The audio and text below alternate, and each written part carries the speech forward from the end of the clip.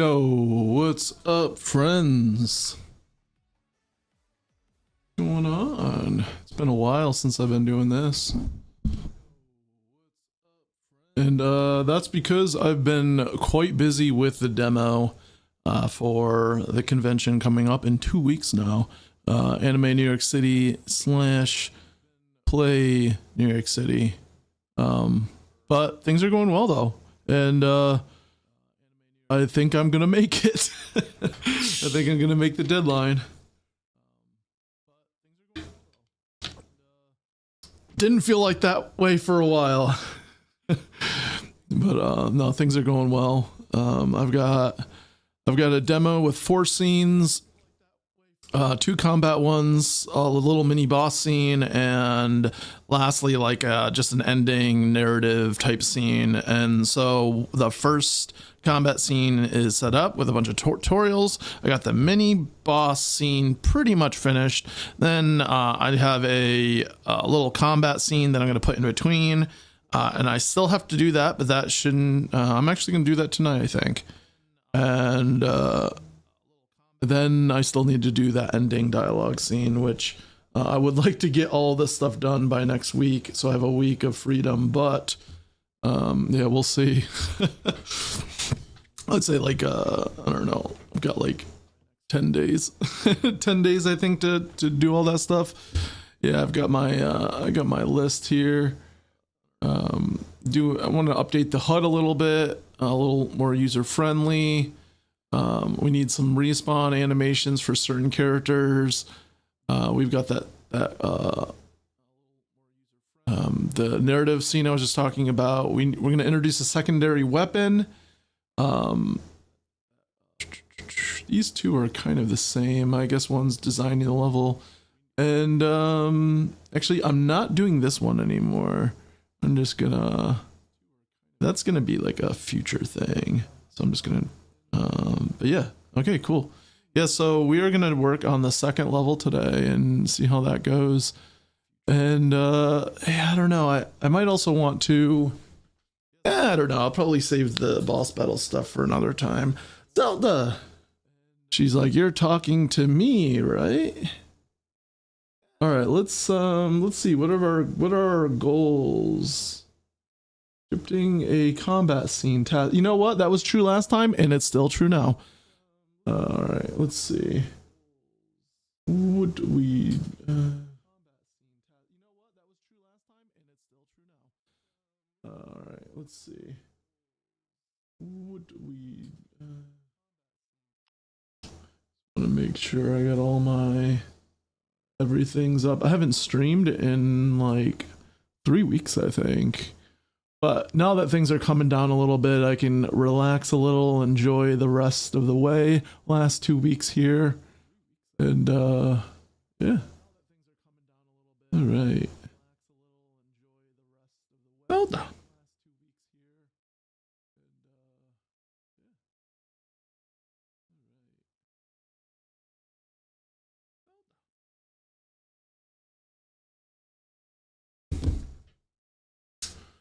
Okay.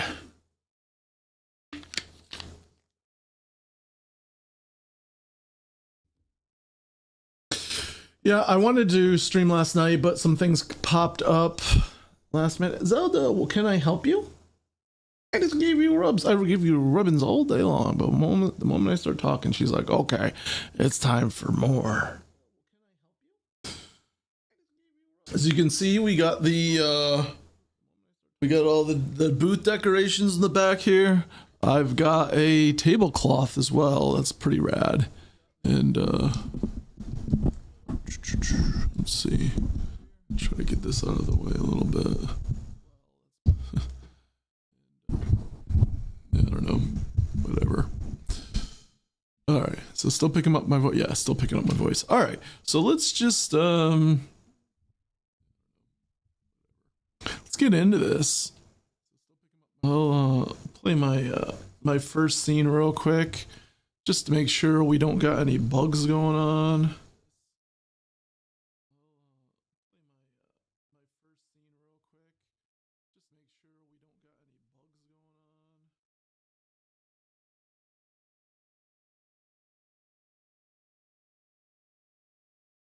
Make sure we don't got any bugs going on. Shut up, me.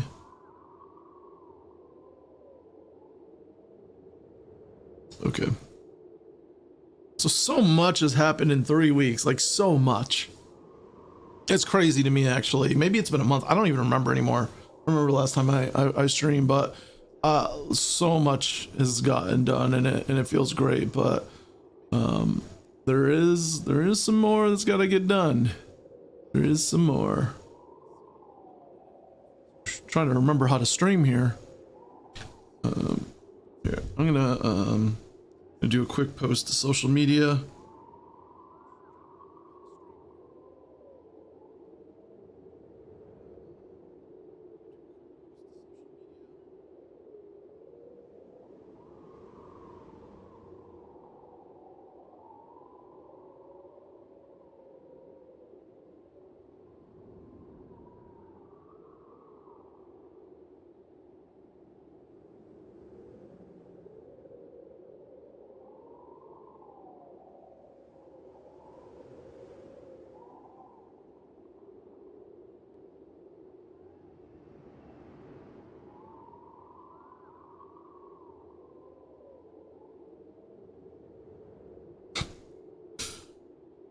All right, let's see.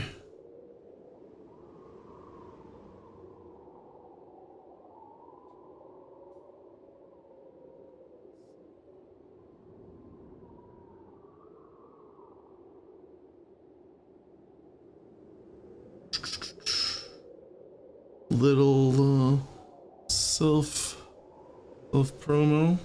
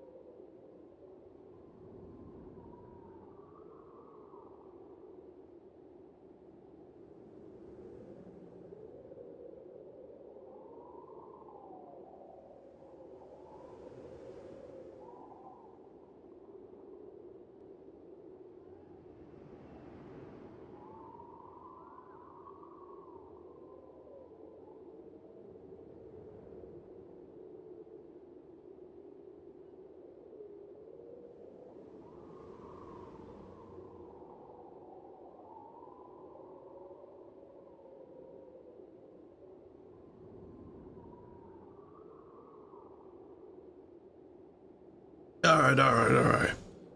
You're good now. All right, I guess I gotta get into it. All right. So we have sound on? Yes, we do. Okay, so I'm trying to remember if I had this scene last time I streamed. I think I did actually, maybe. I'm not sure. I could have. But this scene's pretty locked down now. I don't think I'm going to be making any changes to it. We have had some changes to the controls of the game, though. Instead of attacking individually with the triggers, I have it now where if you just use the analog stick, it autos both attacks all the time. And you can hold one trigger over the other to prioritize just that attack. But I figure, 95% of the time you're going to want to use both of them at the same time. So, it's less fatiguing to have to use the triggers that way.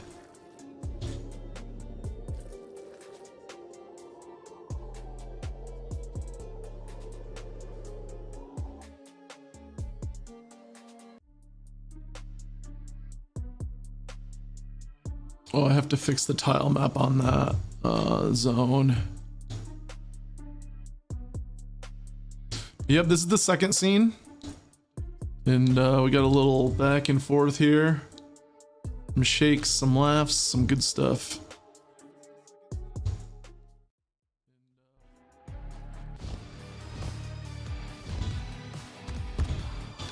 And our first little mini boss of the game.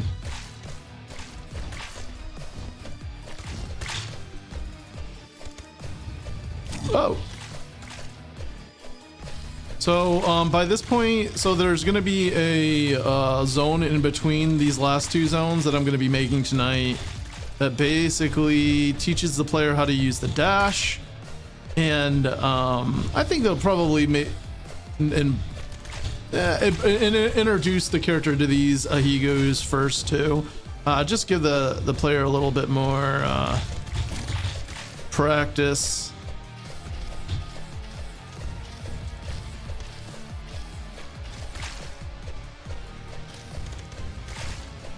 I will probably want to balance some things. I'm going to save that to the last week. I recently increased like the distance and lowered the cooldown of the dash. See, it's difficult though, because I mean I'm pretty good at this myself now, just because I made it and I've been practicing it. But I know that there's going to be people who like try to play it and they're just like, I don't know what I'm doing, and just getting massacred. I've had a couple people play it, and yeah, there's been a variety. Ooh, I got hit. It's been a variety of experiences in terms of how they do, but everybody's been enjoying it a lot though, which is the important part. But I am going to try to balance the difficulty more towards someone who is just going to pick up the controller and try it for a little bit. And, you know, I got to make sure they're not just completely stun locked by enemies right away, because this is a game where there's a lot of enemies coming at you at all the time. And so if that just happens and they don't know how to like react, they're just gonna get frustrated right away and like not play it. So I am gonna tailor it a little bit towards convention goers in casual play. But this fight doesn't have an ending to it right now. It just died right there. I am gonna do like a little death animation and probably have the fight end right then and there. So have the other Ahigus blow up at the same time. And yeah, and then the passage will open up and it'll be all cool. So yeah, this level needs a little bit of work, but probably just one night of tidying up. But that's about it. So right now we're gonna try another thing. I'm gonna try another zone. Hello, Zelda. Zelda's been wiggling around.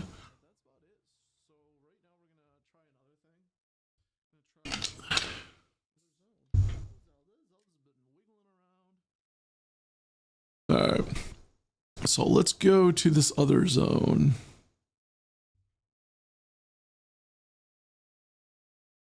Let's see, here it is. So I haven't done too much with it yet. I want to make it, I'm gonna introduce the, oh, you know what? I feel like, okay, so I'm introducing the player to traps in this level, and I think the boss battle would probably be great for traps.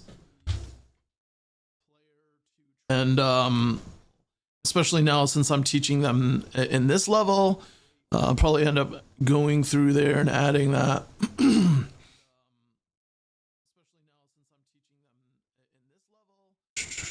So we just have this little intro here, and we're gonna have to dash through this. I'll actually start it up.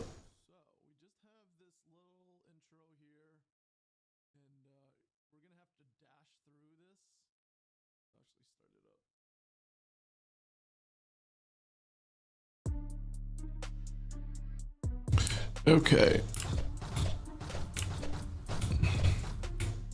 So we dash through, it doesn't harm us.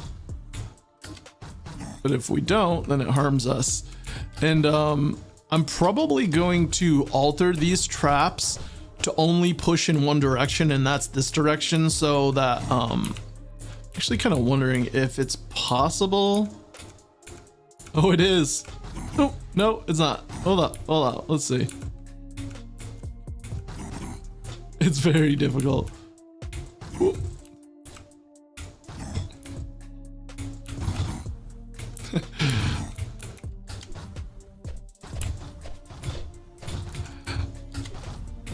All right.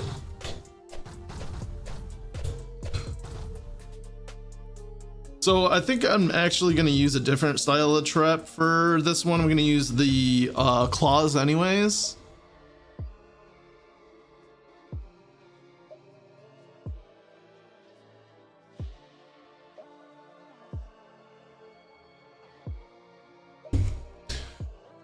So let's try to find those.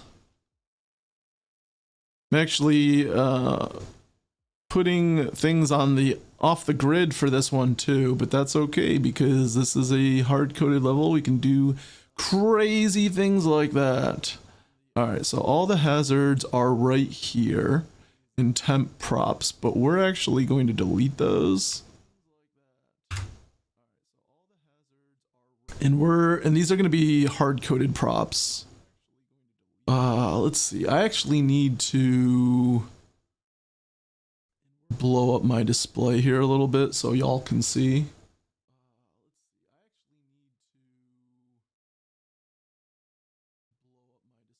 There it goes. All right. So first of all, actually position the VCams a little bit.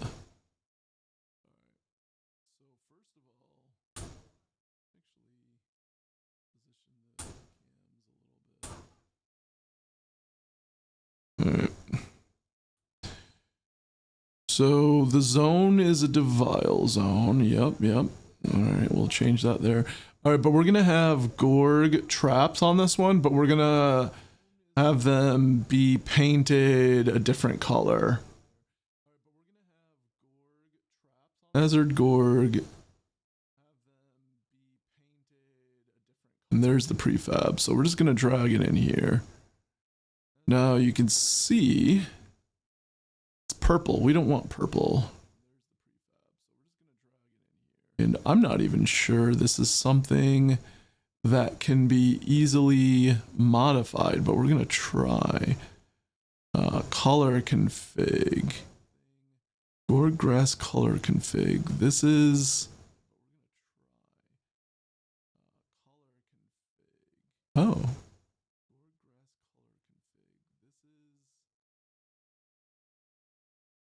Okay. I don't know why I did that.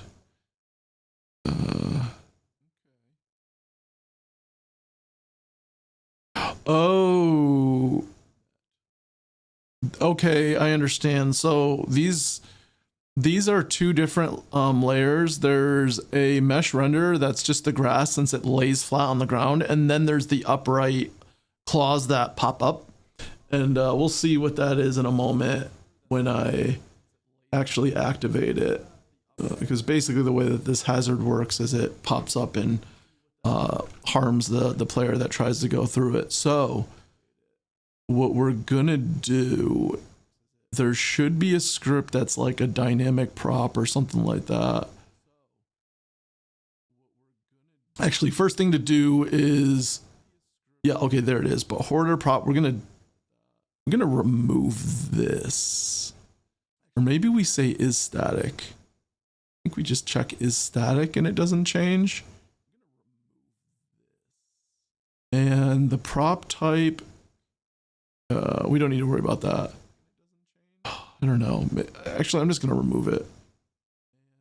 All right, and then the handles on here, these are all for colors. So we're actually just gonna clear all of these out. And we have these enable color edit mode. All right, look what I did. Hopefully this works the way I think it's gonna work.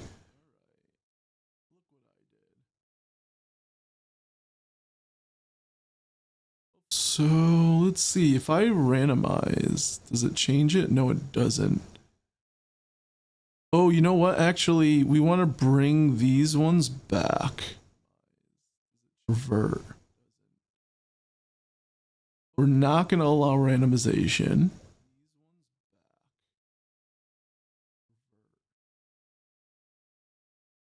There it is. Okay, cool. Now I think that, yeah, there we go. Cool. All right, let's randomize again. All right, so let's put this in place. And I'm actually going to make a prefab out of this since we'll have a few of them and we might decide to change them a little bit. So I need a place where I know that I can put specific prefabs. Let's create a folder in here and call it prologue 1.5. That's where we're gonna put these guys. And then we're gonna create a new folder. Call it prefabs.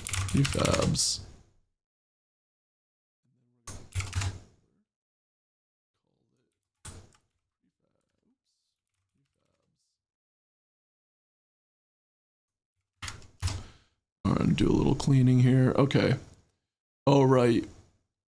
Unity has this bug now that if you make a folder and you don't immediately put something into it, it just disappears. Okay. Prefab variant. All right. So we have this special kind of trap here. I'm going to play just to see how it looks before I duplicate it or anything. I guess it doesn't matter much, but...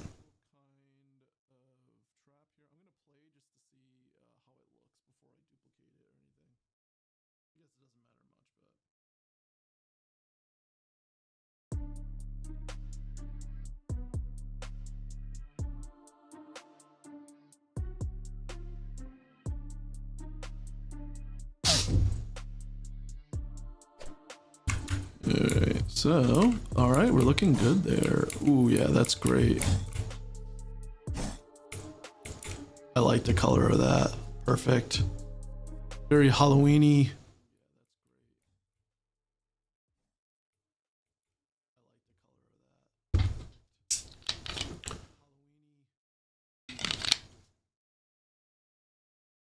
Man, the days are going by so fast. It's already 7 p.m. Okay. So I'm gonna put this into a folder. I'll call it hazards. Hazards. Drag that in there. Okay, cool. All right, so now we're gonna create a bunch of these.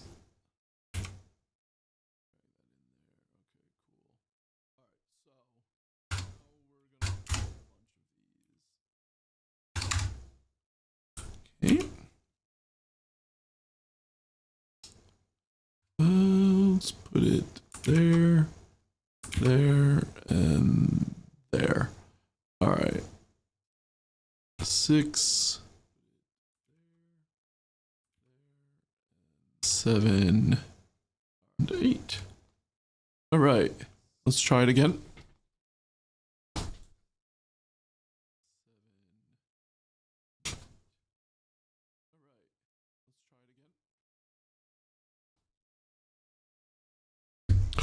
Actually, I have a new trailer for the game too, by the way.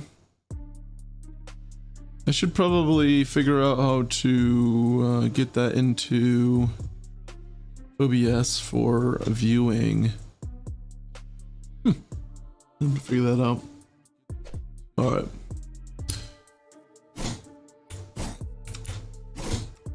Oh. So you know what I'm gonna do, actually? I'm gonna make it so powerful that it kills him instantly and it pushes him in the one direction. But we're gonna do a little test on this first.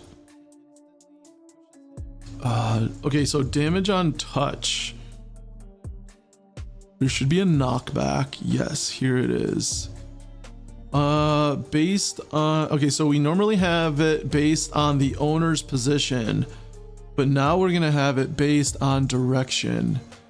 And I believe that direction is going to be -10. And we're just gonna test this real quick. All right, that's not giving any knockback. In fact, it might be possible that let's give it like a ton of knockback just for the sake of testing. All right, based on direction does not work, so we might need to actually take a look at that script. Based on direction, here we go. Collider center, yeah. Position minus position last frame. Okay. Oh. Back force. No, this should work. Huh.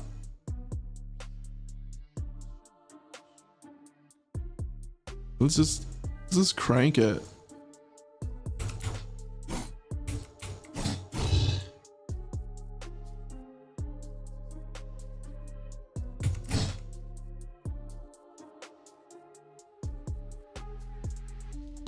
Interesting. I wonder why it's not working. Is it caching something? All right, we're gonna actually start. We're gonna change the prefab version of this. So based on direction, I'm gonna zero this out. We're gonna call this -100. So there should be like a ton of knockback.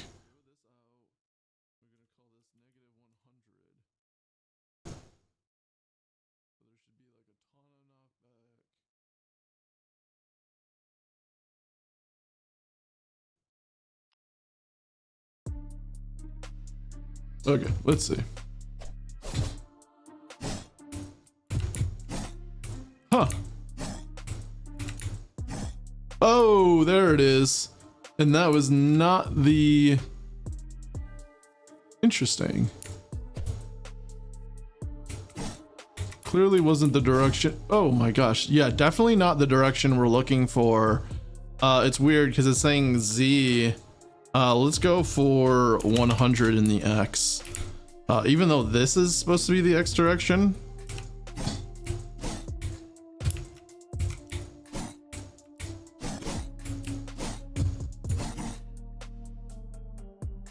Is it caching those values? Cause it, oh wait, no, cause I only updated one. All right. We're gonna have to exit and go back in.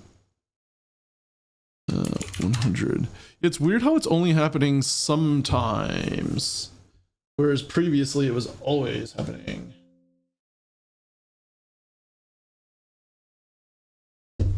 Exit prefab mode, yes.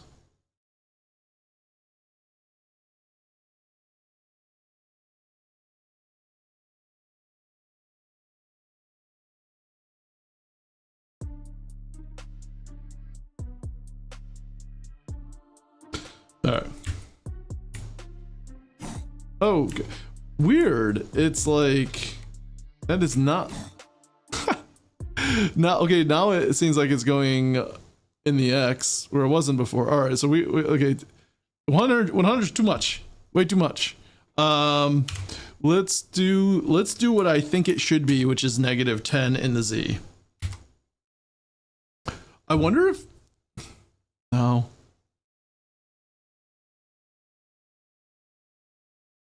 Oh, maybe it should be positive. I guess it depends on, is the force relative to the owner or the inflictor?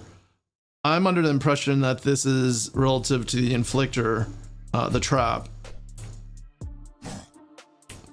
Oh, weird.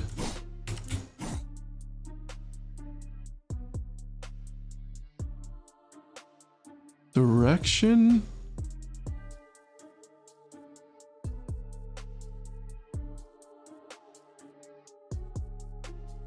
Okay, so it's relative to the center of the trap minus any last frame. Okay, you know what? I bet this last frame is like super wonky.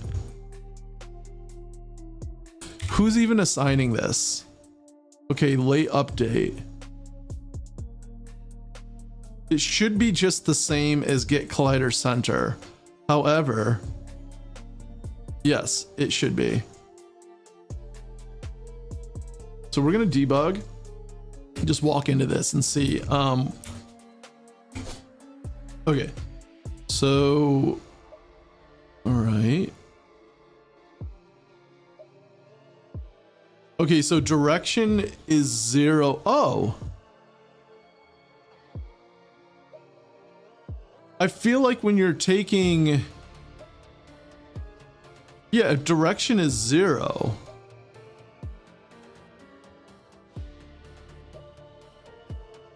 Okay, so this based on direction here is actually the direction of the damage thing. In this case, it's stationary, so there is no knockback because of that. Okay. So instead, I think we want this script direction, which is,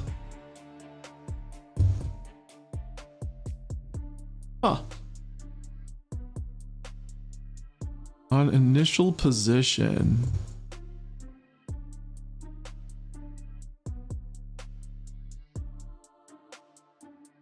Okay, I need it. Okay, you know what? I'm not even gonna worry about this. I'm gonna add a new one. And this one is gonna just be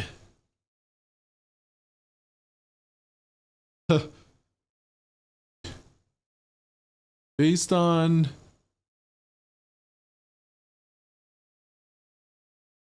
wait, based on owner position. Maybe that is what I need.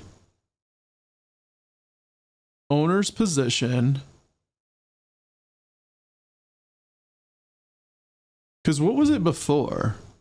What are these normally at? Based on owner's position.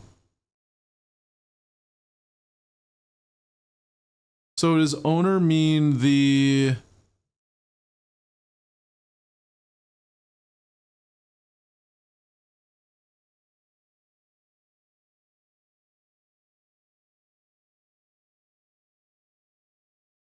Okay, I don't want any of this relative position stuff. I just want it to be a pure, simple...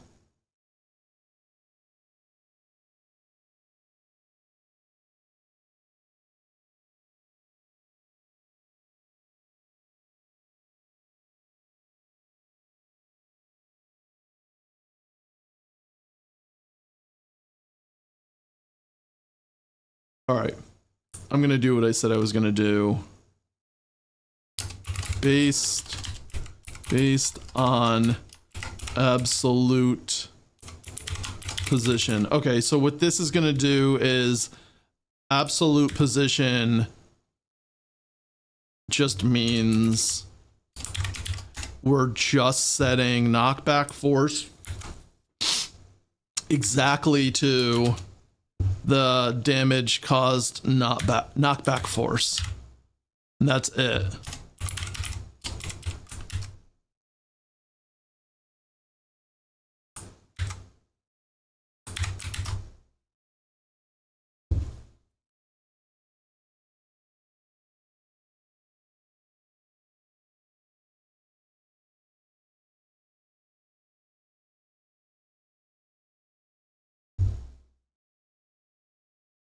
All right, so let's tweak it now. We're gonna say it's based on absolute position, -10.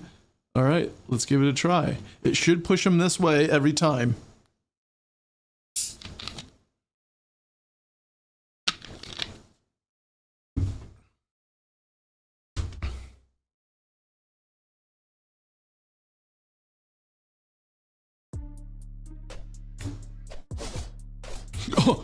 Oh. Oh, I was attacking. Excuse me.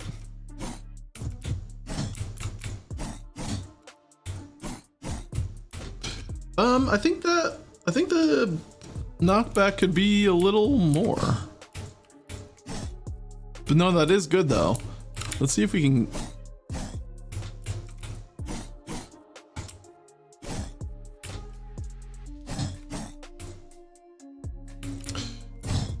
It's weird because if you're already moving that direction, it like super speeds you. So I almost don't want to add too much more. But you know what I am going to do is I'm going to make it do like a ton of damage. And that's going to stun the player. So I'm just going to make it 500 to 1,000. Or I'm just going to make it 1,000 and 1,000.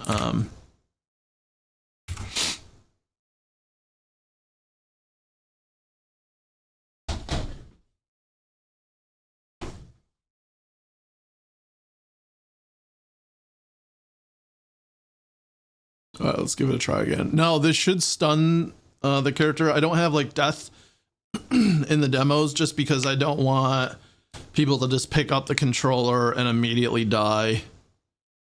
So there's like a 3-second pause when you die in the game. Okay, this is perfect.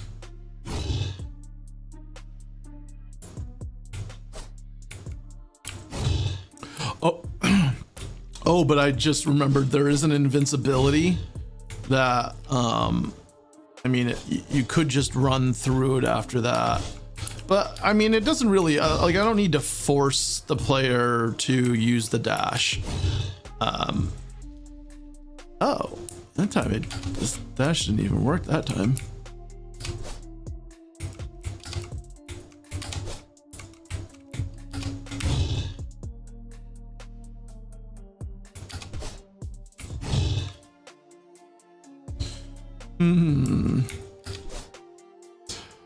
I wonder if it's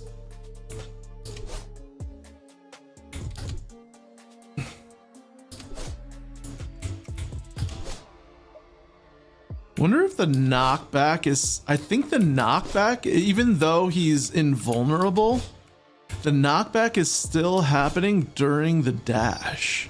Interesting. Okay, I'm gonna test this.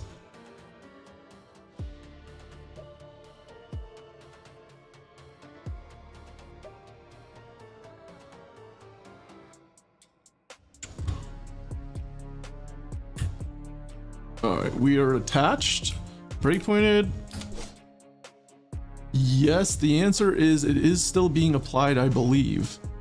So yeah, we get the knockback.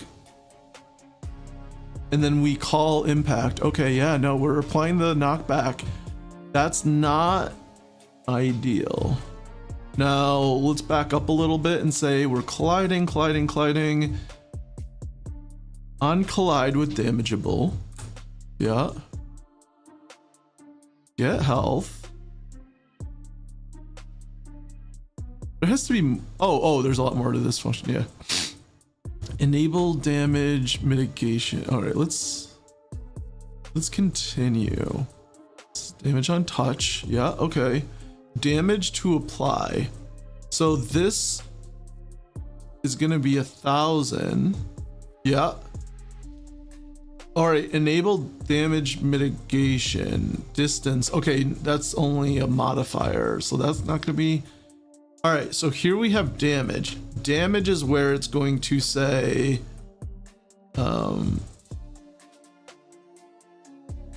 are we invulnerable? Yes, we are. Return. Okay. So here's the thing. I believe that invulnerable should mean that there's no knockback as well, while immune to damage just means no damage but still knockback. So I'm going to steal this line. Return if health is already below 0. Yeah, actually I'm taking this whole thing And I'm gonna put it into...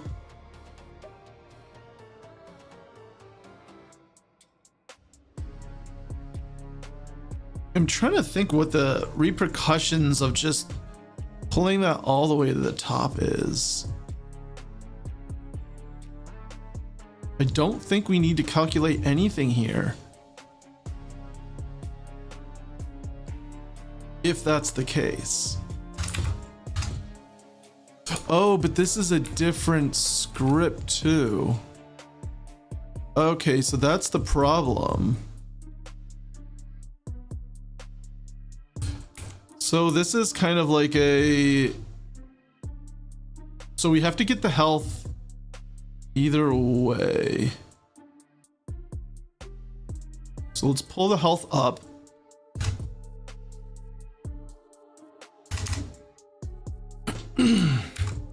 And we're gonna say if, there we go. And then we're not gonna do the immune to damage because that comes later. All right, here we go. This is what we wanted. So we're gonna compare health and we're gonna say if health is enabled. All right, cool. I believe this is what we want. We're gonna restart now.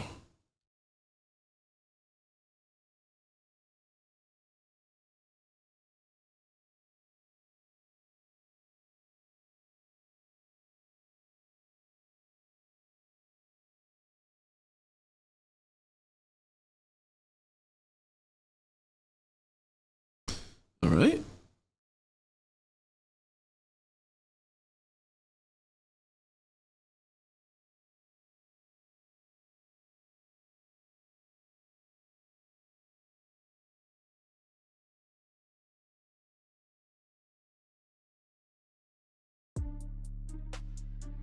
All right, this should work.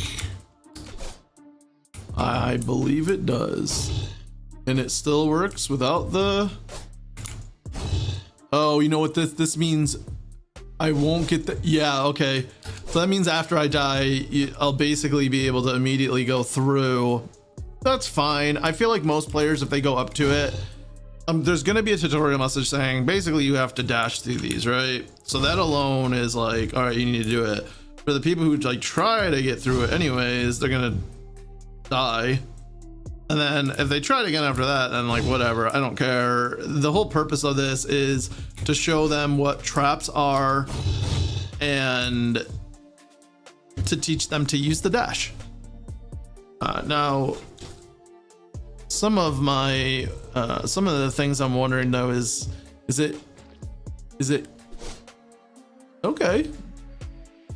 I'm kind of wondering, how hard is it to screw this up now too? I feel like the dash is like long enough now to like really, it's kind of hard to mess it up unless you just don't do it at all.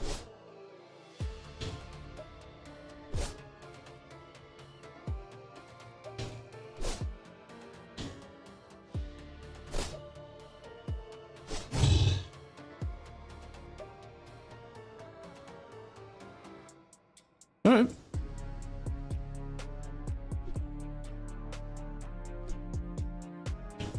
All right, I like it. We're good.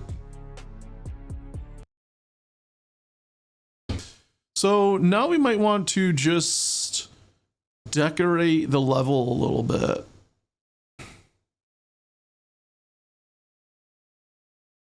And for that, I'm going to turn on global lighting.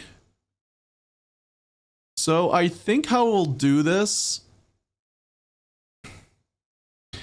is have like an arena here and then just maybe put some a rounded out edge of like a woodsy type area, maybe some grass here, grass up there. One thing I know that we need to do is lay down the path, and actually now that I say that out loud, I know I need to go into my other level and put down the path there as well before I forget. There was some issues with the pathing in the second zone because I had a little bit of a bug in the game, but I resolved that earlier.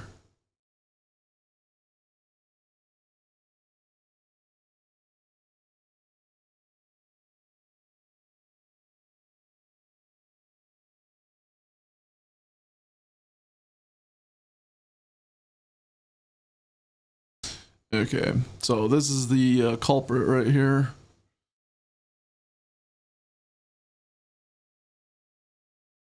All right, we just got to patch that up. Bring it all the way through. Basically what was happening is since I have multiple tile maps that swap between each other, if one tile map had more variations of tiles than the others that it would switch to, it would think the tile didn't exist and it would just remove it from the config file. And then when you went back to the other tile map, it would just think that there isn't supposed to be a tile there. But that is fixed now. Boom, there it is. All right, cool. All right, we can go back to the other level now.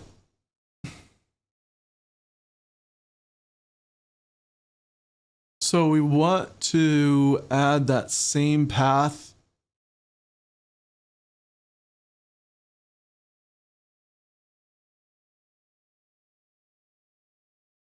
here. Might do something a little fancy with it here too. Let's see. So here we're just gonna do that. And then up here like this. And we'll do the beginning and end. Now I'm thinking of doing a slanted type path. Yo, Yummy, thank you very much. Hello, everybody. Oh my God. Oh man. Hello, everyone. Yeah! What's up, everyone? Wow, 12 people. Thank you, thank you, thank you.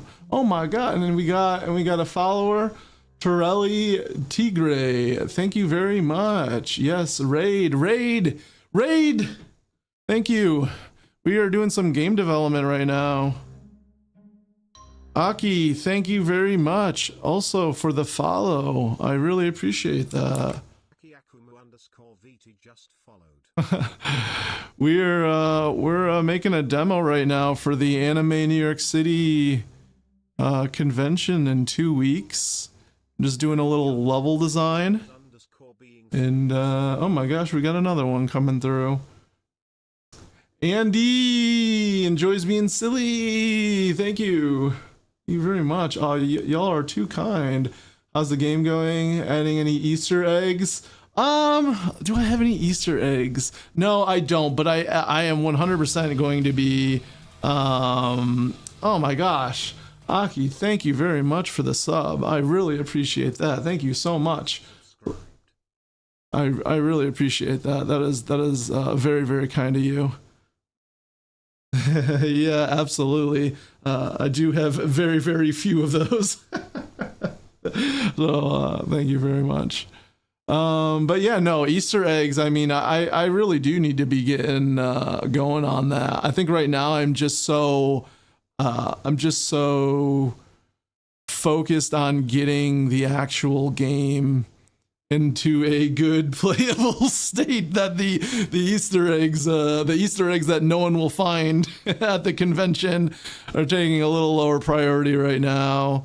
But no, we're doing good. I've got like a little bit of a little boss battle. I'll show you guys real quick, actually, since everyone's filtering in and saying hello.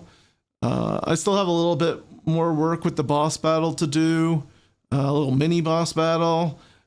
Just like kind of, I have like a phase 1 and phase 2 with them. I need to put like an animation in it for like the transition of it. But this is like what we have so far.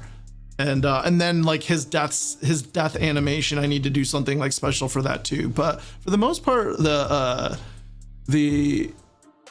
gameplay is intact, and so this is like really like the big scene of the demo that is going to be out there.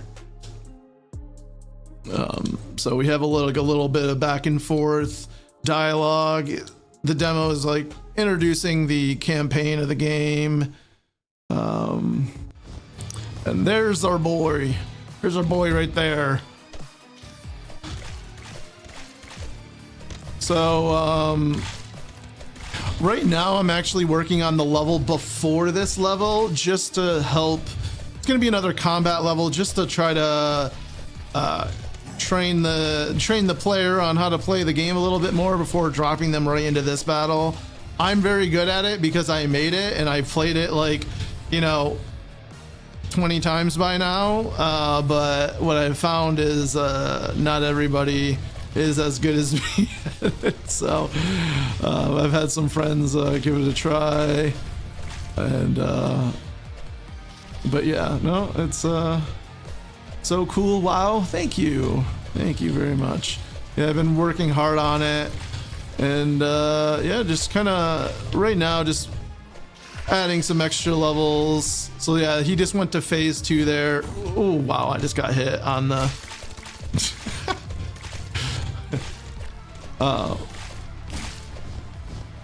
there we go.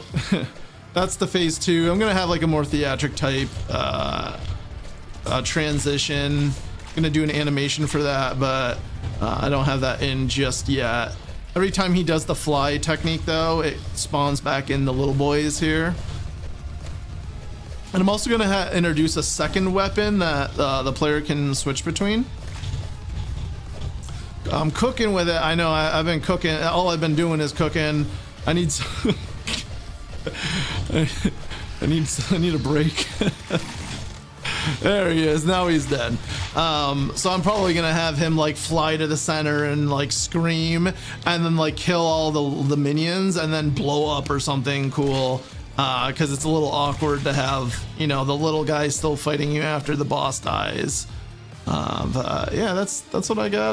That's what I got cooked up for that. And I got another scene that's like done, the intro scene, which is like a lot of tutorial stuff.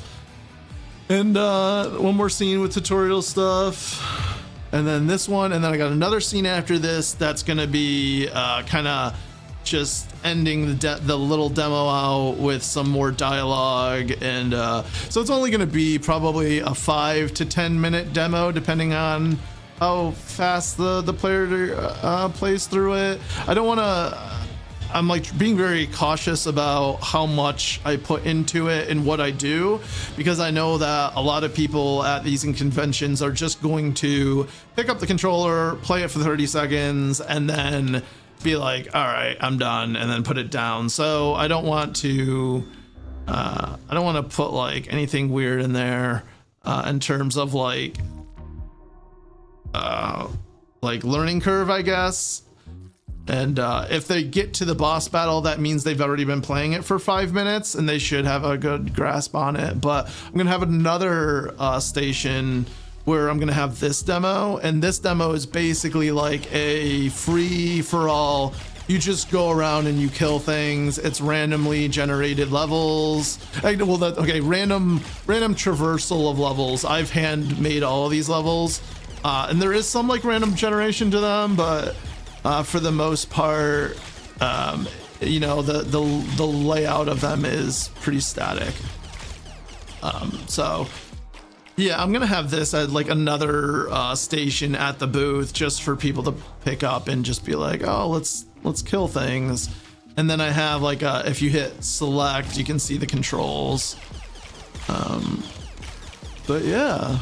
But anyways, if you haven't been to the channel before, my name's Eric. I also go by Cosmicat as my developer alias. And I mostly stream game development. Sometimes I play games, but lately it's been a lot of game development just because I've been really trying to crunch down on getting something presentable, playable for Anime New York City. I also have another convention later on in the year, Syracuse RetroGamesCon, which I'm really excited for. If you're in the New York area, definitely come check that out, because they're gonna have some really cool voice actors, like a lot of the voice actors from like the whole like Orange Box collection, like, you know, Half-Life and all that. They have a couple of the voice actors from Baldur's Gate. They have Ben Starr that's gonna be there, and I'm a massive fan of Expedition 33. Jennifer English was at last year's convention, so unfortunately she won't be at this one, but Ben Starr will be. So, but yeah, so I'm really looking forward to some of these. I've got some other ones that I'm trying to work out getting into, and I'm really trying to get into like PAX East next year. Which is March instead of May, which I just found out. But I definitely I'll have something a lot better than this by then too. But yeah, I've been working on this for 4 years now, mostly by myself. But I do have a few people that have been helping me here and there. There's a little weird animation glitch I just saw. So I have 2 weeks before anime, and I really want to get the demo done like by next week, and then just have like 1 week of just playing it and testing it. So if you think the game looks fun and you want to try it out, hit me up. I have a Discord server. Oops. Oh my gosh, I died in my own game. How embarrassing. But yeah, I have a Discord server where I'll be posting the demo, and I'm basically just going to be asking people to play it, give me feedback, try to break it, you know, tell me what they think about it, what they liked about it, what they didn't like about it, what, you know, what could be done to make the learning curve better. Pretty much everything. So if you want to test out a game for a new friend, let me know. But probably should get back to development here, but sometimes I just kind of like to zone out and play it sometimes too. It's actually one of the reasons that I'm making the game, or I started making the game to begin with, was at night, like after a long day of work. I was just like, you know, I just want to like not think. I just want to play something that like feels good and satisfying and kill things, and you just kind of mindlessly go around and there's some progression to it. And I was like, you know what? I'm gonna make a game. Oh yeah, look at their animation. The first frame animation is super screwed up on these guys. Watch, they'll go back to normal. Oh. I gotta figure that out. But yeah, and so then I was like, yeah, I think I want to make a game like that. So then in order to have something that I can relax at the end of the day of a long day of work, I decided to dedicate the next 4+ years of my life to not relaxing, just doing more work and only doing that, and stressing myself out way more. I would love to try it out. Heck yeah. Oh, thank you very much. When I learn how to download stuff on my computer. Yeah, well, if you have trouble with getting the game running, just hit me up and I'll help you out with it. It's no problem at all. But oh, they fell right into my trap. Actually, I think the scene that I'm gonna do now is gonna kind of be in this. Actually, one thing that's kind of cool is I have different like biomes that I can switch between. I'm gonna do it more naturally in the game, but boop, now we're in a different biome. So this is what I was kind of getting at before, where there is some like random generation to the levels, but mostly like prop randomization and prop swapping. But as you can see, like the structure of the level is still the same, and that's like the hard-coded part that I do. But you can see that the enemies are a little bit different. But one of the things I want to do is like, one of the things that kind of cool that happens is when they cluster up like this, they just kind of make one big hive slime here. So I'm probably going to do something like this in the demo where they're kind of all just grouped together and you gotta whittle them away. Also have some different attacks. The fireball, my favorite. It's a little OP. Gotta go. Hey Andy, thank you for coming by. Thank you for subbing and or following, and yeah, I'll see you around. Have a good day. All right, I probably gotta get back to actually working the game and not just playing the game.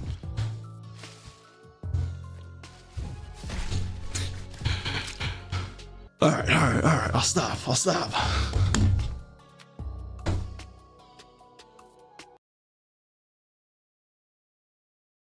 Oh, look at all the friends I have in here. What a great guy Yami is. All right, so we're gonna get into, where are we going? This scene right here. So we're doing a little bit of level design tonight. So I have this zone here where we're basically going to teach the player how to do a dash. And up to this point in the demo, the dash has been disabled. And so we need to make a mechanism that enables that dash. However, I think when he enters this zone, there's going to be some dialogue. I don't know if I'm going to do that tonight because I'm going to have to like think about how I want it to play out. But you know, we start out in the level like this, and there's this bottleneck here where there's some hazards here. And if you walk into it, it knocks you back and it actually stuns you. And so we have this dash feature here. A tutorial pop-up will come up and it says, hit RB to dash through the traps. Boop. There it is. So probably, yeah, we'll do a little tutorial message there and unlock the ability. And then here we're going to gonna have a little combat scene just to get the player a little more used to combat. So I think the first thing I'm going to do is designing the level. So actually what I was working on before all you nice people came in and stayed a while. So I'm probably gonna have here be an area where a bunch of ahigus are the little slime guys, the higao ahigu, yeah, you can just look at them and figure it out. But actually we got a little can it there we go. Ahigu. Feel like I don't need to explain that one to you. So what we're gonna do here is make kind of like a large grassy zone, I think. I might even widen out the, hey, oh my god.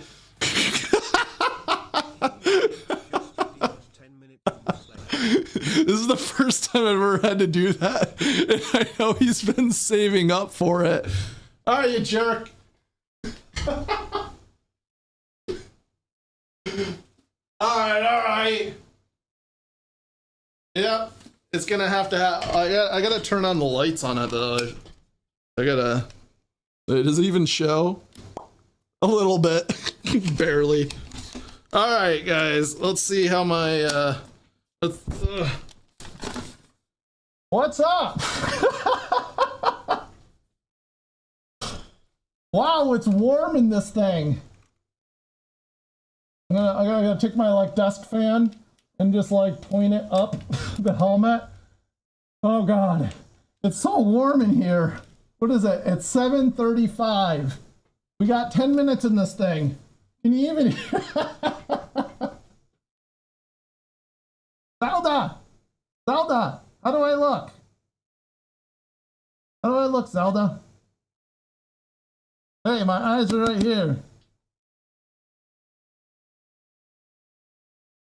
She's not afraid of it. She's like, if you got hands, then that's all I care about. I just want the pets. She's not afraid of anyone. Literally anyone who walks through my door, she's like, all right, give me some pets. And now I know that even Doomslayer she's not afraid of. So what was I doing? I was gonna do some tile map stuff. Holy crap, the more I speak in here, the more I'm warming it up. I'm raising the cost of this one.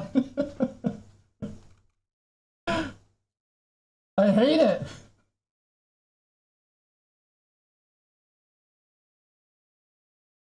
I don't even want to be around anymore. I don't want to be around anymore.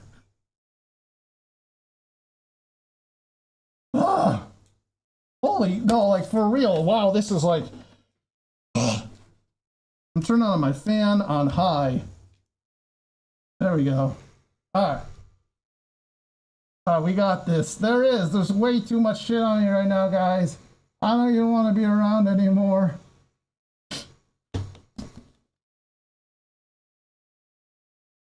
And you might be wondering, I don't want to be around anymore because I'm wearing this helmet? And to that I say, yeah. Oh my gosh. All right. We got this.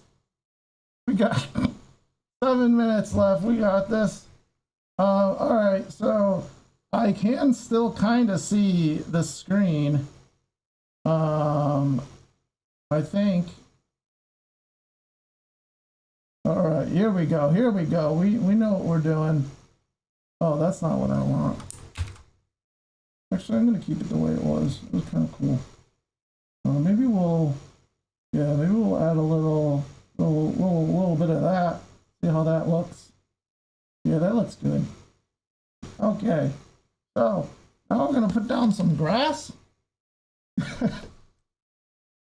Doomslayer meets Zelda. I love that. Thank you, thank you. Yeah, she did go. She's not afraid of nothing. She's like, as long as you got hands, that's all I care about.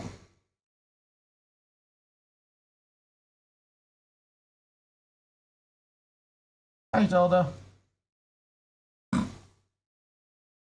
All right, where's Zoe? Zoe will probably not like it at all. She probably saw me grab it and was like, all right, I'm out of here. All right. Where are we at? Where are we at, guys? I'm game developing because I'm a game developer. Let's go. All right, grass. So I have this little editor here. I'm gonna put down some grass. Where'd it go?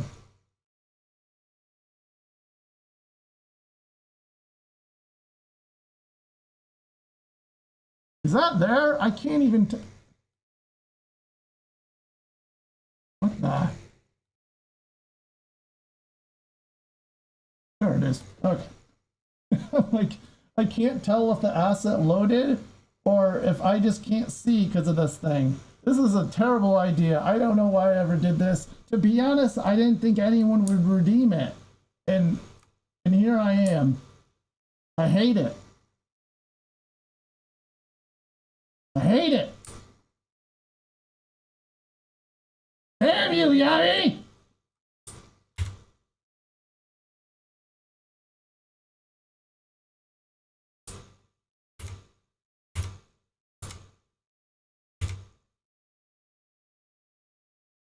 Just because you rated me very kindly and you spent your channel points that you saved up doesn't mean that you could be like, dance, Doomslayer, dance. Holy crap. I have to breathe.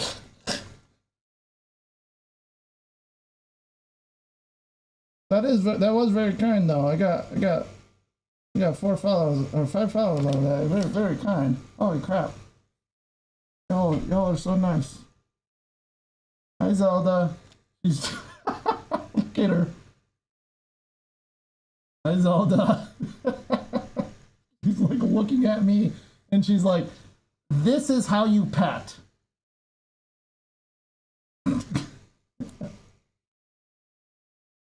Oh my gosh. Whoa. All right. What are we doing here?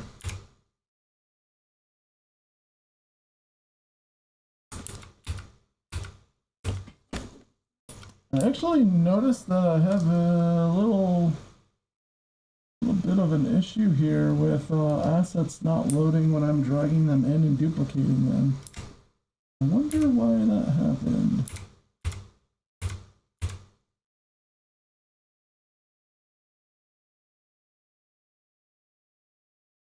Alright, so one of the things I do have to be a little cautious of in this zone is a rather big zone. I want to make sure that I don't put too much stuff in it.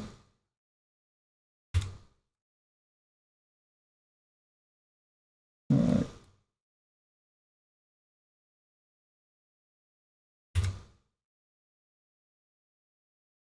I actually can't see. Hold up. I know what to do. You gotta turn the lights up. Oh, there we go. Now I can see. That's just what I needed. I can see perfectly now. I wonder what it looks like to you guys.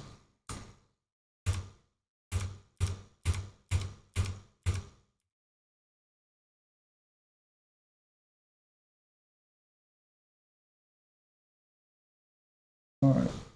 Well, this actually I'll...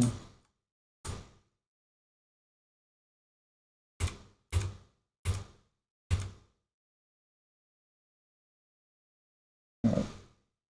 And you know what? We might as well just continue this going and kind of just make like an edge.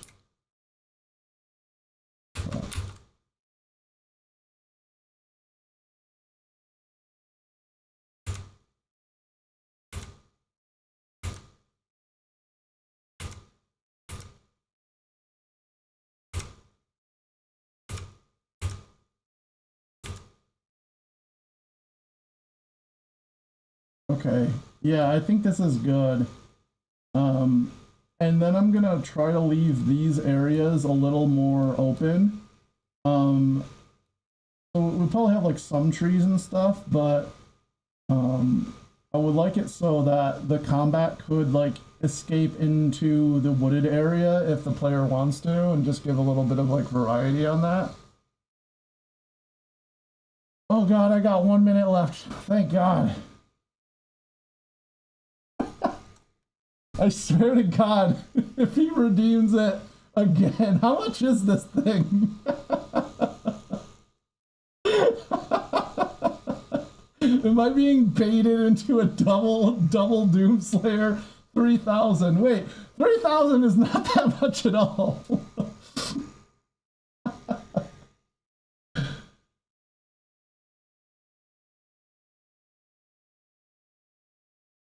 That is not that much at all. Okay, what is it? Okay, we're good now. It's done, I think. 80. Oh, you used it all on pet cat, not cat pets. Nice, nice. So there it is. 10 minutes ago. My God. Ugh. Ugh. Ugh. I feel like Frank when he came out of that couch. Ugh. All right, Zelda, do you wanna wear the helmet?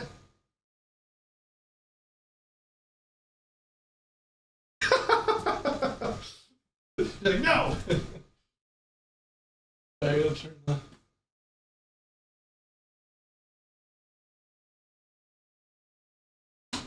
All right, I'm putting this thing away.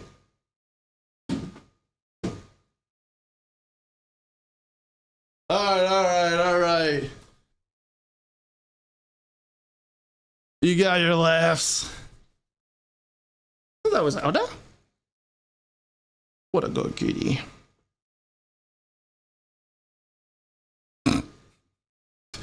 She looks at when I pet her, the look she gives me is like so entitled, like, yeah, that's right.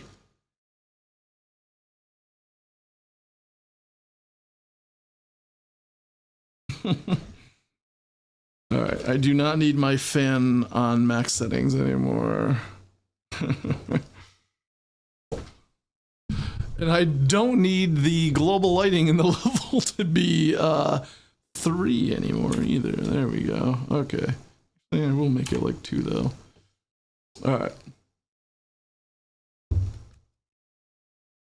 Now I didn't notice that when I'm spawning grass, it's not actually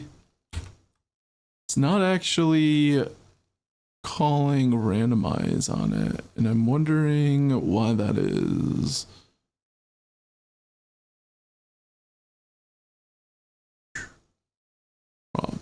Prop. Look at this real quick.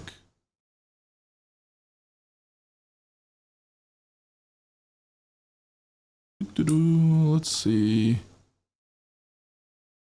Where are we at?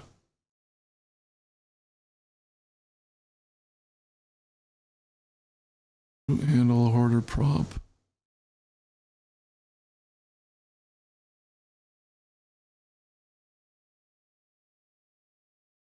Yeah, so normally this thing will... Normally when I spawn in an object, it shows it right away, but there's something going on where it's not configuring itself. And I wonder if that's the problem. Nope, it wasn't. All right, I'm just going to force it. So we're going to go into this script here. Hopefully this doesn't cause any issues.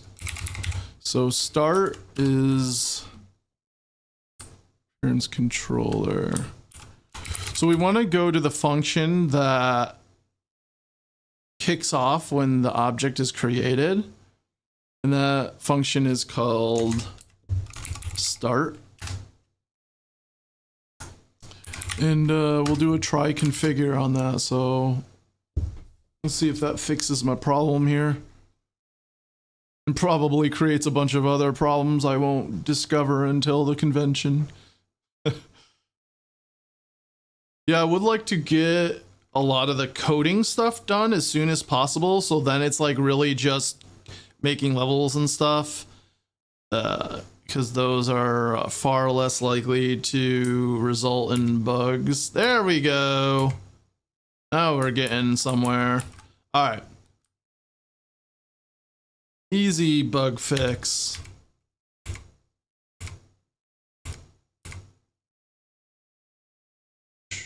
How did I do this?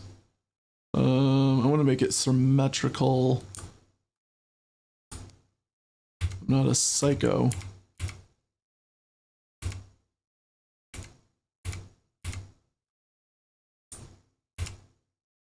There we go. Cool.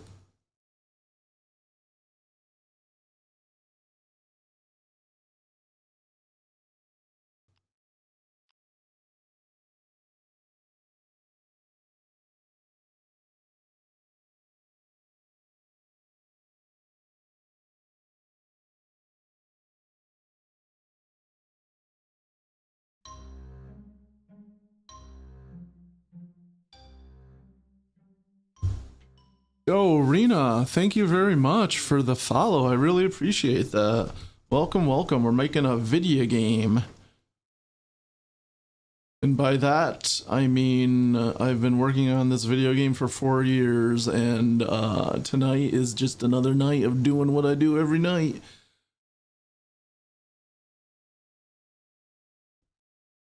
But we are making a demo for Anime New York City, which is in 2 weeks. Ah! And we're creating a little combat scene. It'll be fun to make.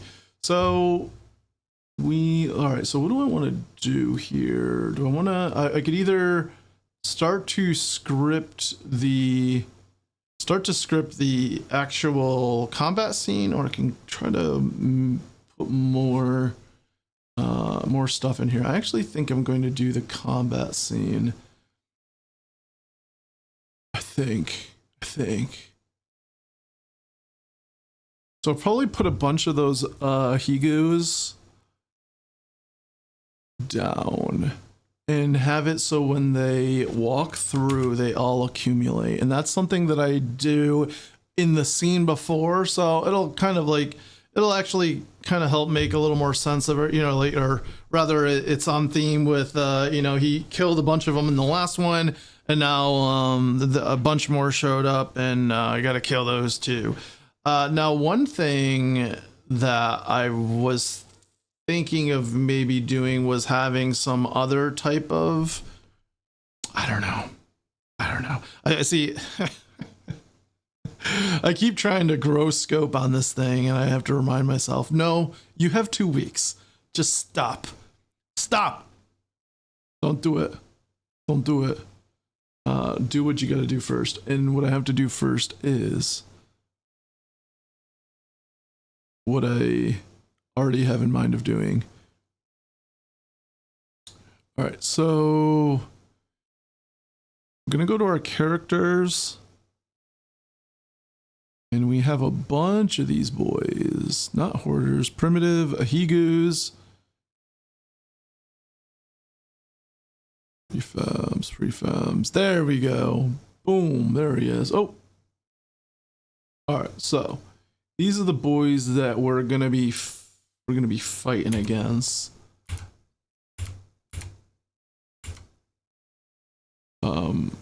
Actually, I'm gonna move these guys like out here.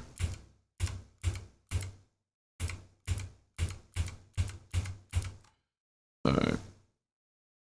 Now another thing I want to do now, and I'm gonna turn out the lights here, and I'm actually I'm gonna add some lighting in here. Normally I just have lighting come from things in the environment, but it's normally not attached to the tile map, so I always have to do those manually. So that's what we're gonna do right now. We're gonna create a lights folder. We already have a point light that's at the beginning of the level here. Now I'm just going to copy that one.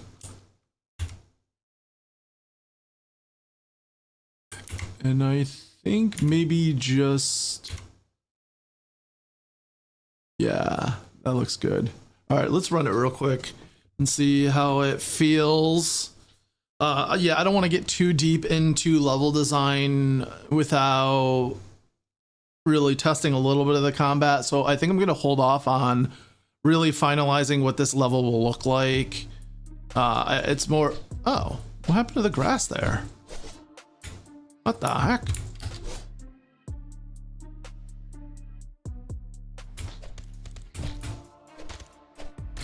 I feel like I should turn off their ghost effect until they get aggro, because it kind of looks weird when they're just sitting there and they have like this glowing outline. I think it would be cool to have it be like a, also the lighting is way too strong. Our werewolf here is getting washed out. But yeah, I think I'll probably code something where these characters won't have this glowing of, I don't know. I'm not sure. I mean, it kind of looks cool, but at the same time, it might look better if it like turns on when they start moving. Like they're like on fire, basically.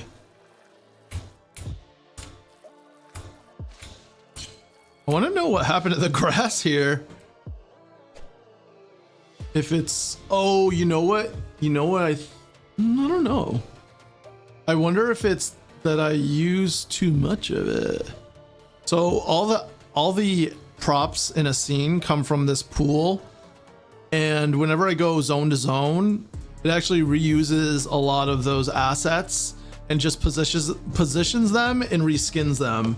And that's just like a performance thing to make it so every time you transition between zones, you're not constantly recreating every object in the zone, especially if it's reused in the next one or any of them. So for those, I usually have a pool. So here we have this grass pooler, and no, we do have, yeah, and I also have it where the pool size can expand, but we're only using 45, so I don't understand why those ones didn't show up. Let's go back. Okay, they're just gone. Okay. They're gone. Okay, I just have to make them again. All right, well, fine.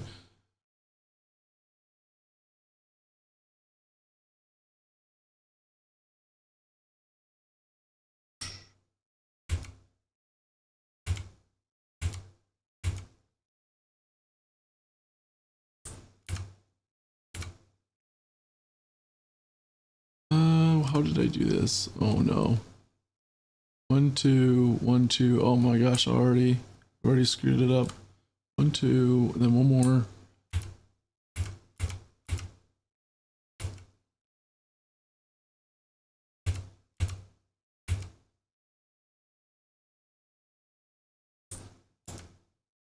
Okay. I probably just didn't save the zone. It's kind of weird. All right, let's randomize it, then reload it.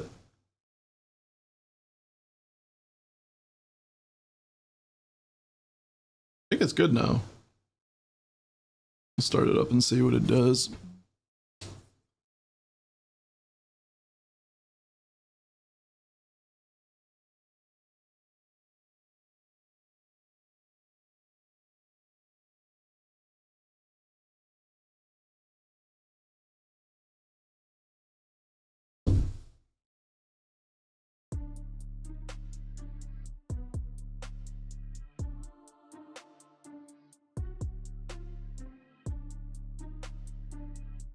All right.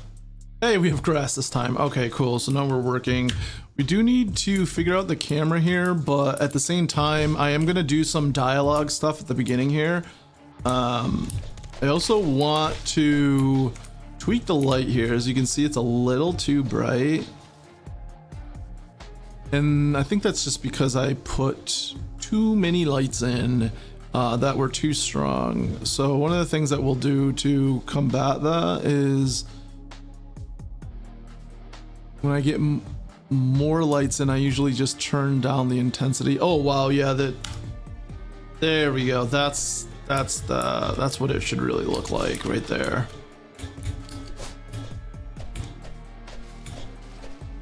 Ooh.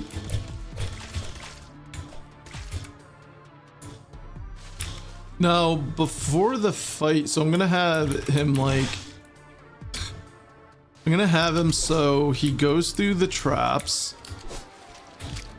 Also notice the ghosting is staying after they die.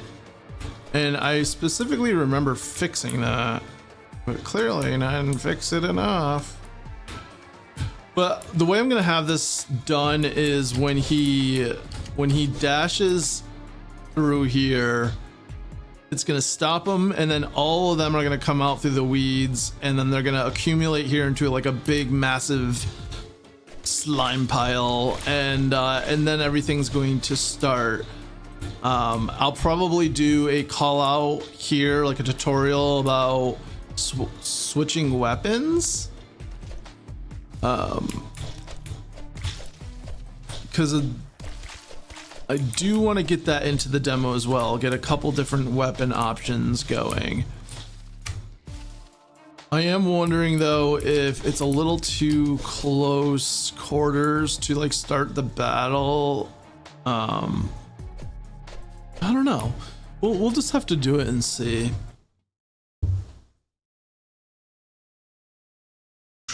So in the last zone, what I had to do was I basically had to tell each enemy individually that they had to go to a certain spot, and I don't really want to have to do that again. So I might actually just create a special script that sends out an event to all of them, like just like a beacon, and tells them that they all need to go to a certain position, and then I'll like wait a certain amount of time, and then I'll unlock everything, which means that when our character enters the level, he shouldn't be targetable by aggro, because that'll screw everything up.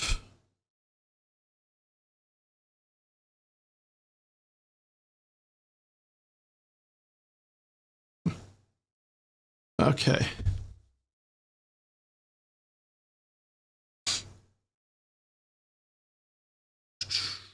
So, what do I want to do next? I think I want to do that. So what we're going to do is we have a sequence of events that occurs when we enter the zone for the first time.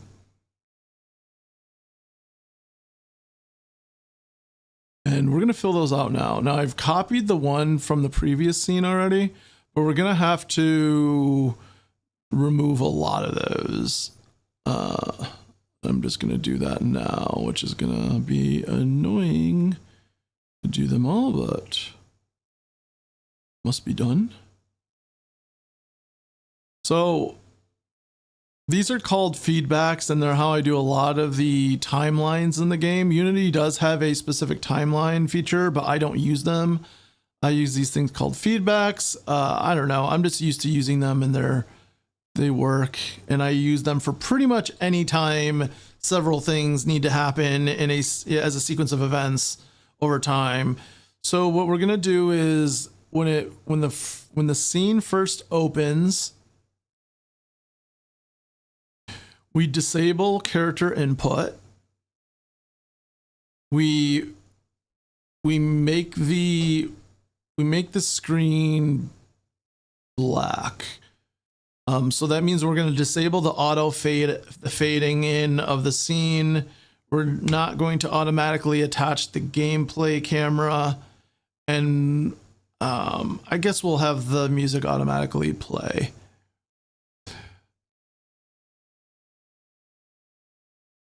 So then for these things, toggling on we toggle the UI off. We're going to edit that later because I do want to introduce the UI again into the demo. I had it disabled for a while, but now I'm like starting to figure out a way to do it so it works. And yeah. All right, now we have a camera. So I think what I want to do is have a camera that's the zone entrance camera. We're going to solo this real quick so we can see what this looks like. So right here, that's what that camera looks like. So we're going to lower it, and then we're actually going to bring it right in there. Okay. So that camera, we're going to attach, that's going to be the first camera that gets used when we enter the zone. It is a gameplay camera. Gonna attach to the player. All right, that's good. Actually, you know what? Let's create, okay, let's actually take a look at what the gameplay camera will look like as well. I think what is he doing there? That's the character from the second, or from the next scene. All right. So gameplay camera. That's going to look. I think that's like decent to start with, but we're gonna probably end up tweaking the distance to it and everything. Actually, you know what? We already have a gameplay camera, so we're just gonna use that one instead. We're gonna delete that one. And so what I am gonna do is I'm going to first set the gameplay camera to that one, and that'll be the core camera that's going to be used during the actual fight sequence. And then, but when we enter the zone, we're going to blend to a different camera, and then just for like the entrance. And then when he dashes past the traps, we're going to pop that camera off of the camera stack, and it's going to blend into the gameplay one. And so it's going to move out, and it's going to look really good.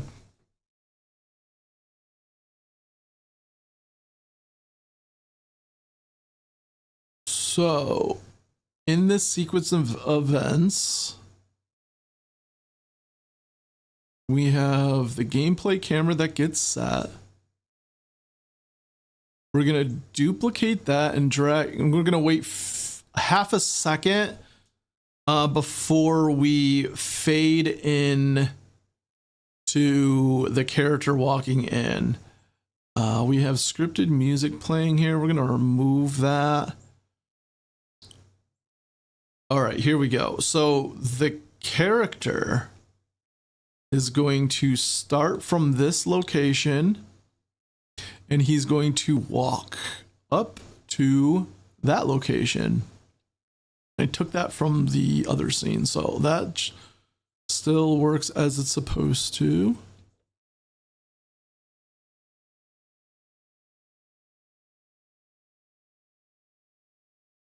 Set AI path destination. So that's what's going to tell him that he needs to move up. We have player input disabled, so we can't like prevent that from happening. And then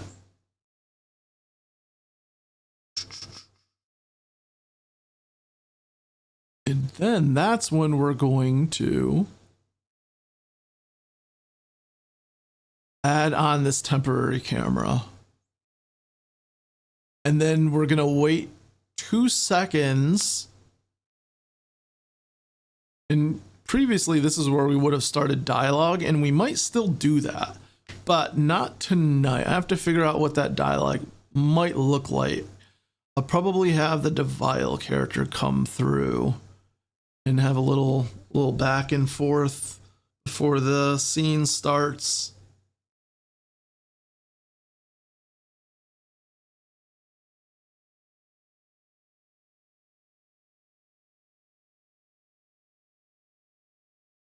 Okay.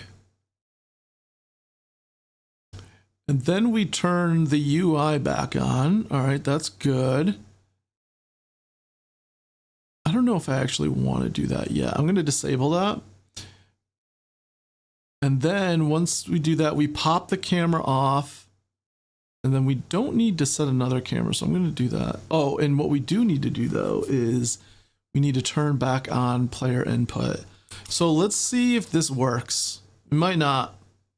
It might not at all. We're going to play maximize, so it'll maximize the window once it starts.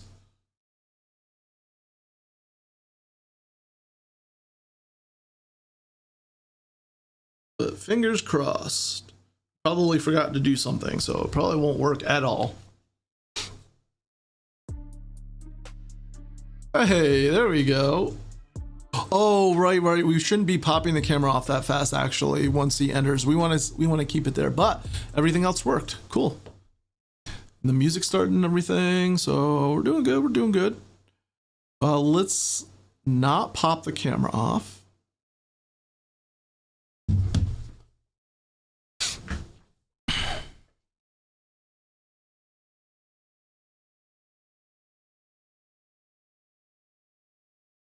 Ooh, caffeine. I forgot about my caffeine.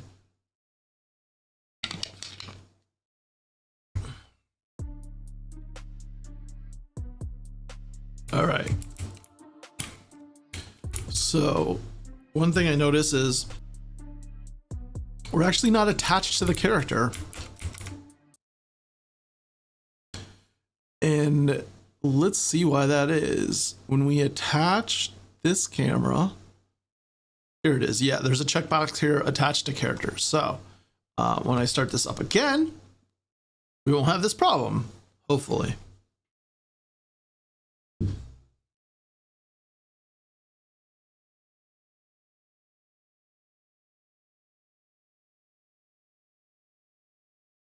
Wondering where my other cat is. Oh, wait, what was that? That was a weird thing. Hold on.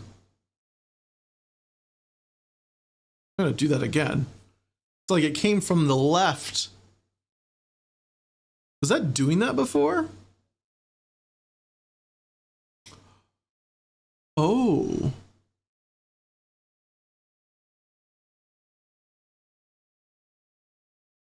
I had my suspicion. Oh, that's so weird. It like rotated, which is weird because I almost have it so my cameras never rotate. So I'm gonna undo what I had just done with that attached to player. I would like to see what's. I'm wondering if it's because we're moving the player. This is a great mystery.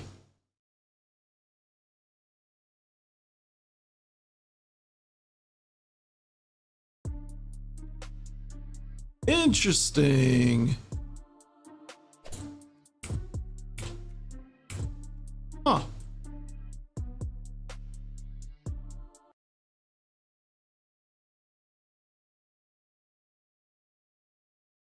So at this point, the player should have already been.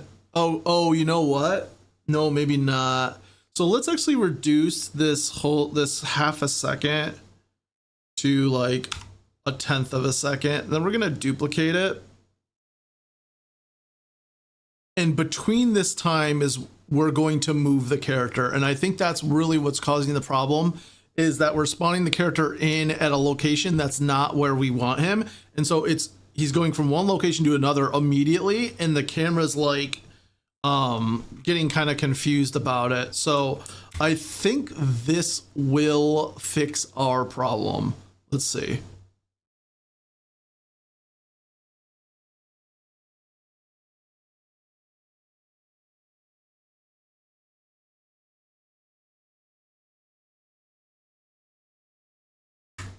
Let's see. Okay, that was. Oh, you know what? Yeah, what just happened? Why did it? We have the fade, which. I'm so confused. All right, let's increase that back to half a second. So that worked, but it had like a black screen for most of the time.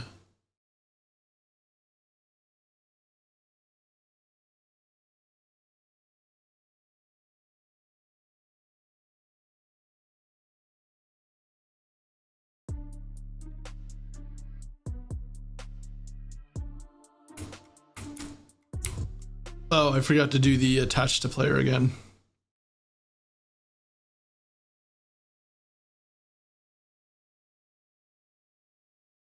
It's interesting that it needed more than a tenth of a second for everything to initialize, right? What if I did 0.2 seconds? Because half a second isn't ideal when there's nothing that's supposed to be happening in that time.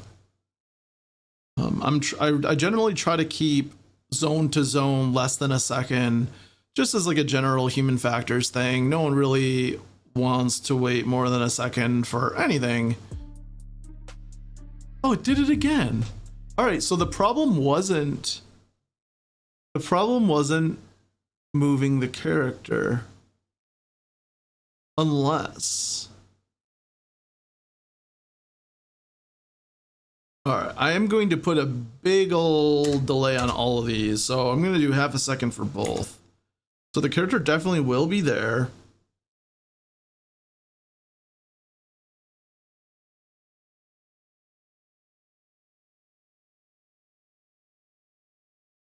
Huh. It's so strange.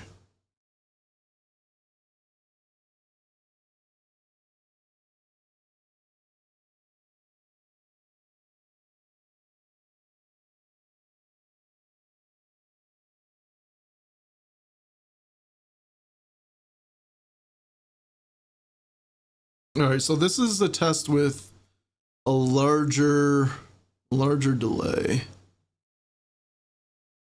Yeah,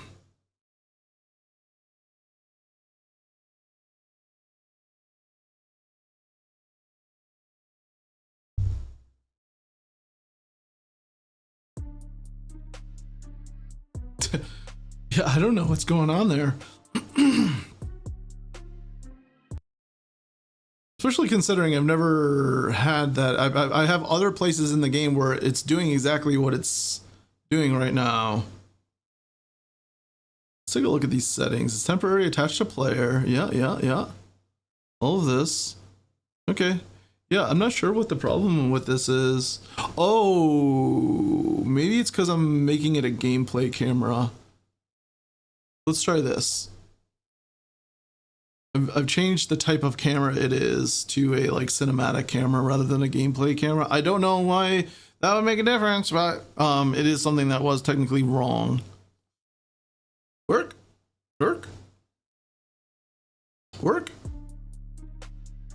No. Alright, that's so strange. I wonder if there's any other cameras at play. Actually, that's a really good question. We're gonna do a search. Cinemachine camera. So we have that VCam. Okay, yeah, none of the other ones are.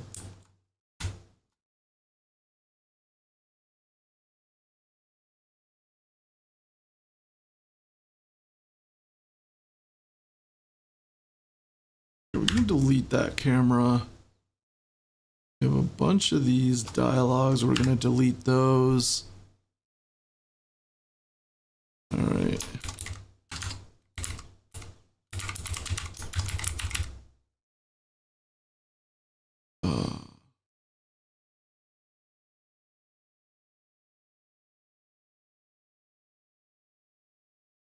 Okay, we can delete this. All right. Let's actually take a look at this script just to see what's going on. Edit script, attached to player. So this is the one where it attaches to player, set target. So we set the target. Oh, do we have a... Oh, we have a transition time of 2 seconds. I'm trying to think of what that... Actually, I think we want that because we're going from the gameplay camera immediately with no transition time, and then we're adding on this one. We're doing it in 2 seconds. Let's see what happens if we had 1 second. But if I can't figure this out, then I'm probably just gonna move on and figure out a hack for it.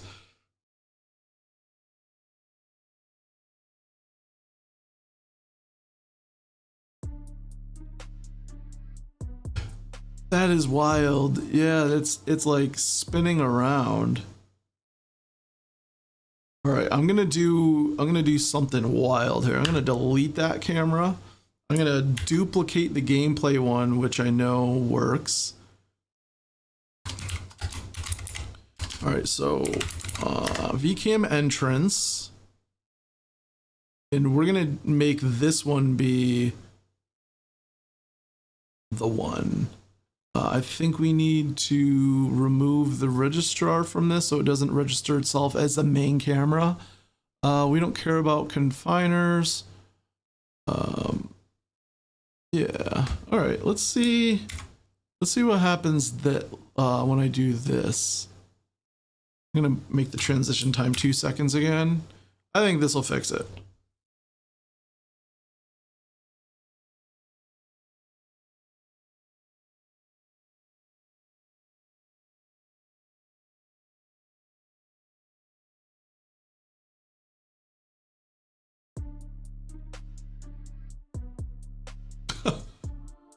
Well, I forgot to position the camera, but that didn't do the thing, which is good.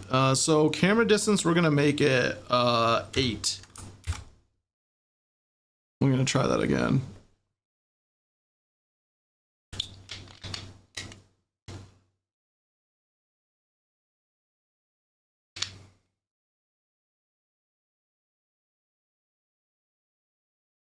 Is this the one? There we go. Oh, that's perfect. That's exactly what I wanted. I might even add a little bit of a offset in the Z direction. So we'll like go there with it. Just a tiny bit. So it's there, and then I actually feel like it's a little too close. So distance of 10 and offset of 2. So it goes here. All right, and this is like where we're gonna tell the player how to dash, and then dashes through, stops immediately, pops the camera off. All right.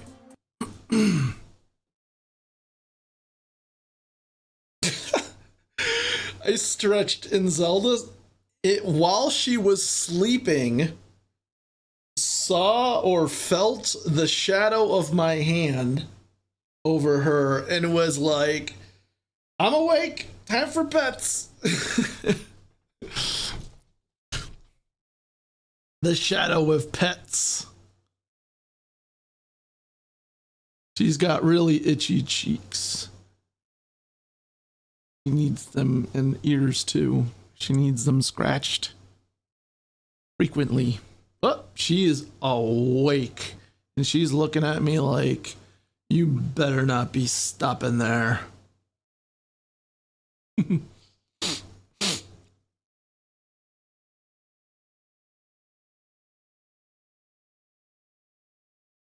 Oop. Don't trip while you're not even walking. Don't give me that stance. All right. Let's see. Oh, wait, did I make those changes yet? 10. Nope, I didn't. Okay. Distance of 10 and Z of 2. Right?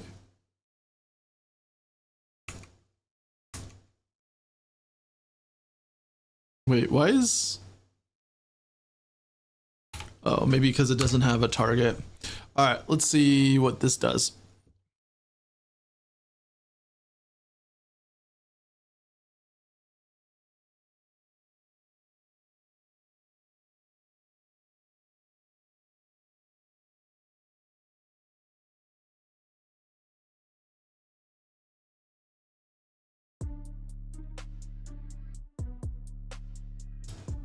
That looks perfect to me. Now, I'll probably have a character come through here and start dialogue. You know what?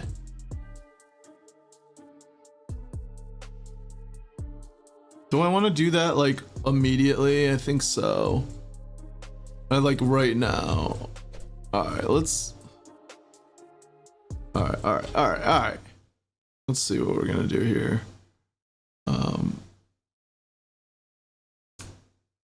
Let's see. We want hard coded props. We're gonna. Actually, I feel like I don't need to put these guys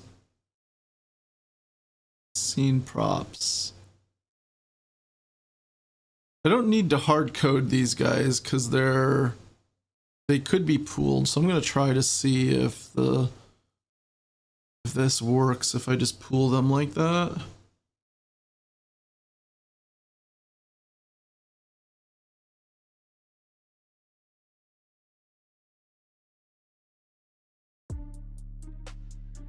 Oh, I can. Very cool. Oh wait, maybe not.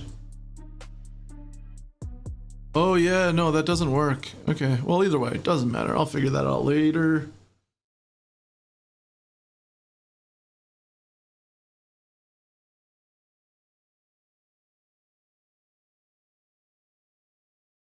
All right, let's see. What are we doing now?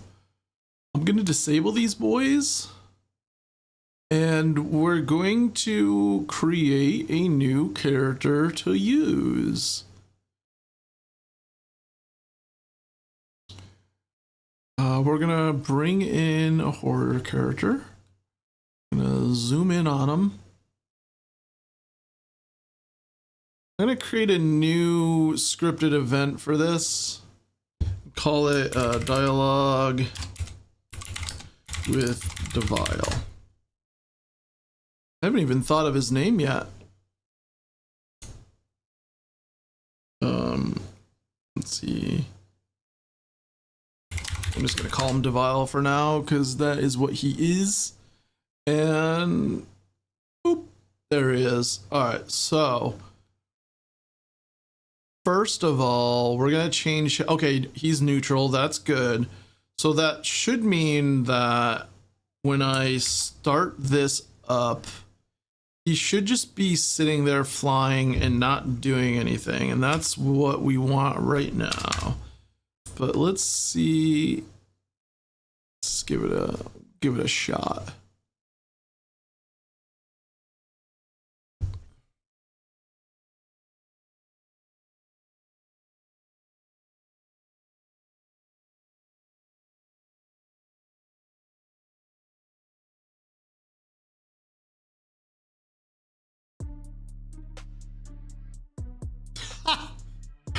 Okay, that's not the way he's supposed to look. He's got the werewolf idol. That's great. Oh God. What are you gonna do? Oh, he's just trying to get to me. I haven't given this guy any behavior, so I don't know why he's doing this. Go away. Don't make me have to kill you. Don't make me have to kill you. Why aren't you using your wings? You're supposed to fly, stupid.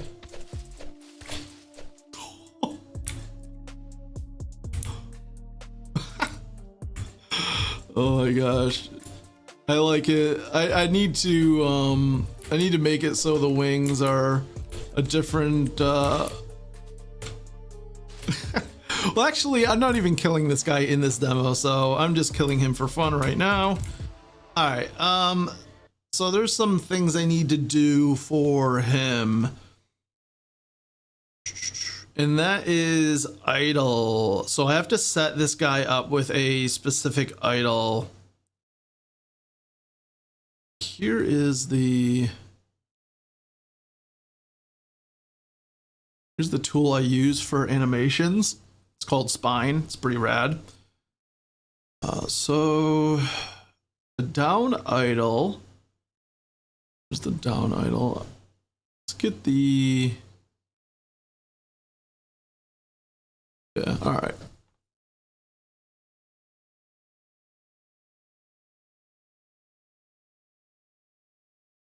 So let's see if there's an idol. Oh, there is a flying idol.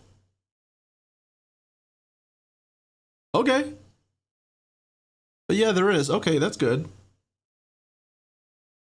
Why aren't you using it? Oh, look at this. Someone meshed this at some point. He's got like a weird arm thing going on. Need to remove that. I generally don't do I don't do texture deformation because we share animations across all these different limbs. So you get weird things like that.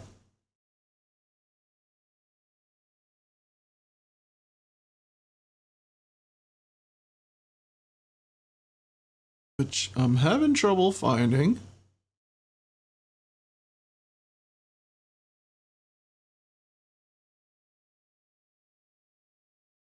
All right, I'm gonna have to just select the.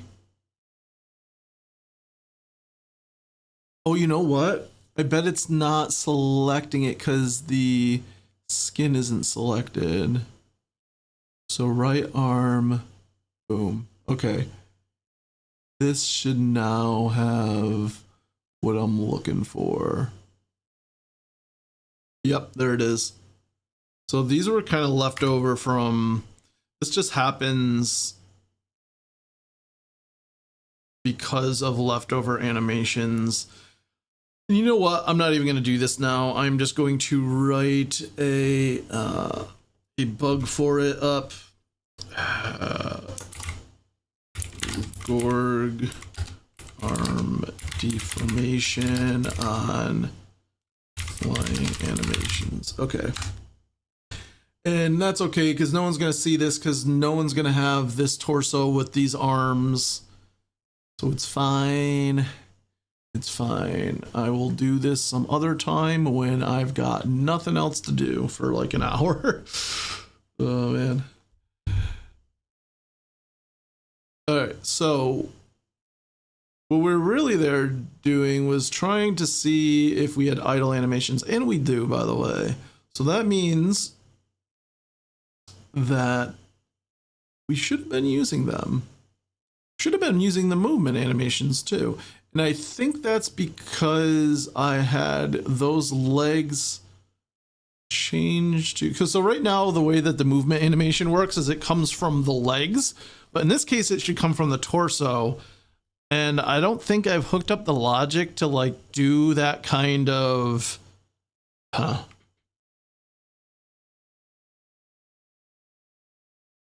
yeah.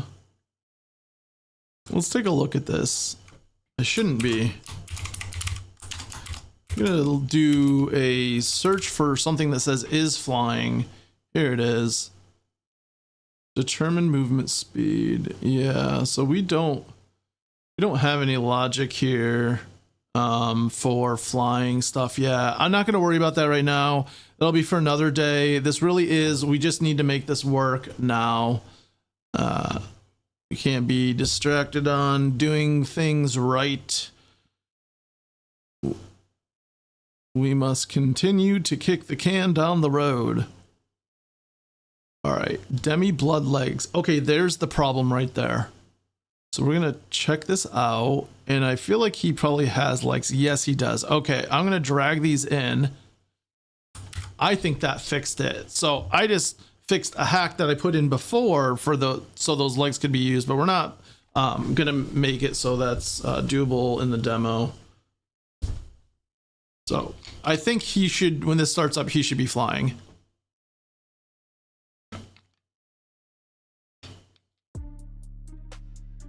Hey, there it is.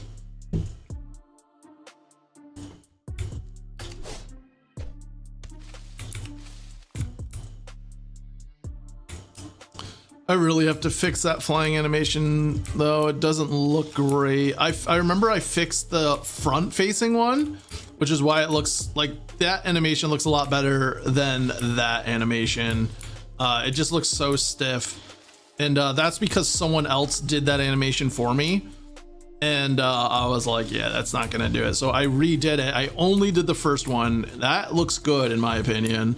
But yeah, animation is like one of those things where it's really hard to find someone who's really good at it and fast with it and like reasonably affordable. Like, you know, I've been on like Fiverr and stuff, and it's just really hard. And I can do it myself. It just takes so much time, and that's just something. It's just, animation is one of those things that if I was to do every single one myself, I would never finish this game. but I have been doing a lot of them, and the problem really is just finding a good animator. Okay, cool. So I'm gonna have him start like way back here.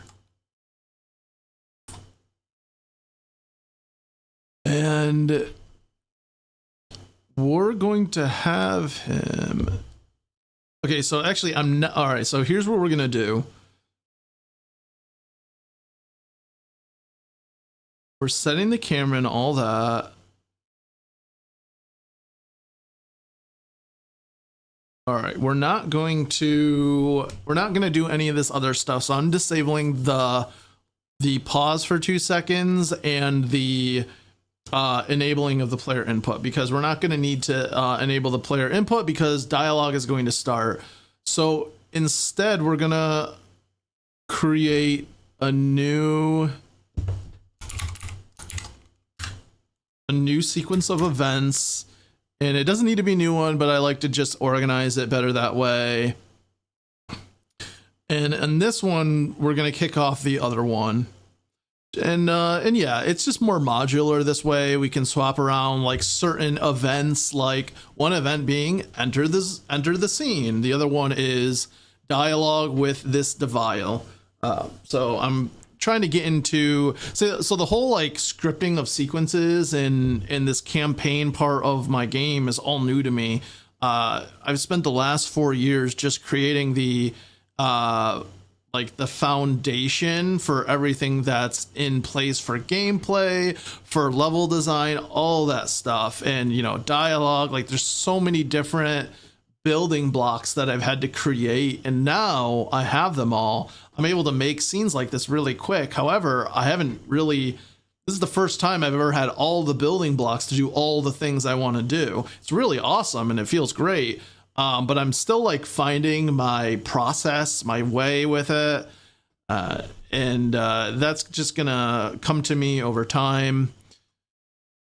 And I know there'll probably come a time where I have to redo all of these scenes from the ground up, because you know, when I discover what that process looks like, it'll probably require some refactoring.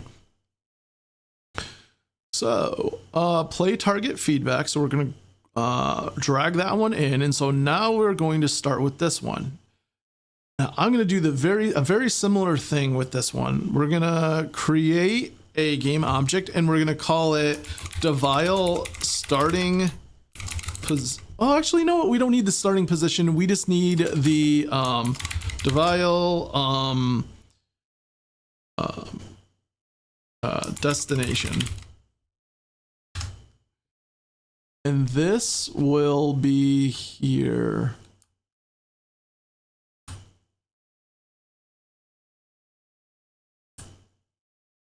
Actually wondering if he can go over the traps, because I don't know if I've coded them to not attack and to not damage a character who's flying. I might actually do that for this demo, because I think maybe some of the interaction in here will be the Devile maybe like taunting the Gorg a little bit about like, oh, don't you wish you could fly? Or actually the Gorg could fly if he wants to, and that's like a little story thing that we won't get into right now. But more of like a, you know, I don't understand why you don't choose to fly when you can, something like that, like something taunting like that. But basically also kind of segue into these are traps. You need to dash through them if you're not a flying character. Okay, yeah, we'll figure it out. So we're going to copy the A-star path movement, which is basically a script that tells a character where to move, and it's aware of the level. So if there's an obstacle in the way, it knows to go around it, and that's something called an A-star algorithm. It just analyzes the ground, you know, it breaks the ground into a grid, and if there's something on that space on the grid that can't be walked through, then it eliminates it from the tiles that a character can walk on. Now it's a little bit more finer than these tiles here. These are like the one unit in the game. The walking units are there's about three. They're about 1/3 of the width of in-game unit here.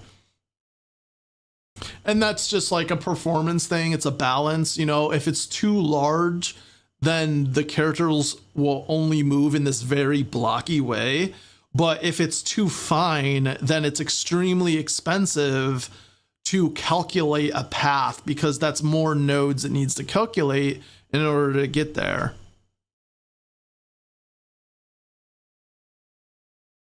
All right.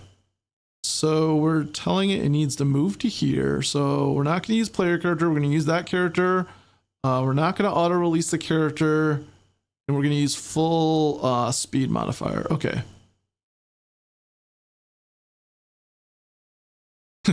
So he should walk up to. Should just walk up to us now.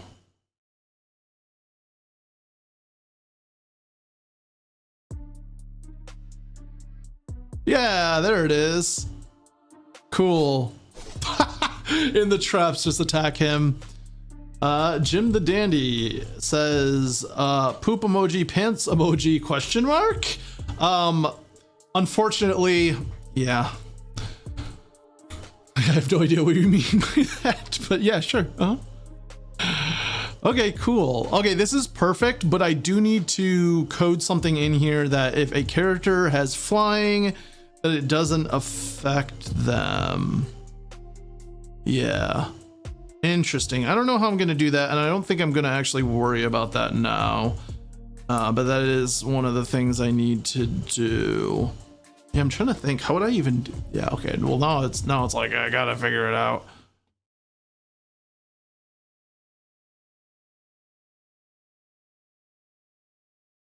So the traps are here, and we have this damage on touch, but they don't. So it's not only I don't want the traps to damage him, I don't want them to trigger at all. So that's actually not the damage on touch script that we need to modify. It's there's gotta be a. So here's a box collider. So somewhere there's gonna be a trigger. Okay. Feedback trigger. So what happens here is this is another one of those sequence of events that if this box collider triggers, then it triggers the feedback. So this might just end up being one of those things where I put flying characters on a completely different layer. And so that way certain things, I don't know. This might be something I need to think about a little bit more to do like the proper way, but I might just try to do it in a fast, make it work way right now, just because we got this big demo deadline for the convention. So we trigger this feedback here.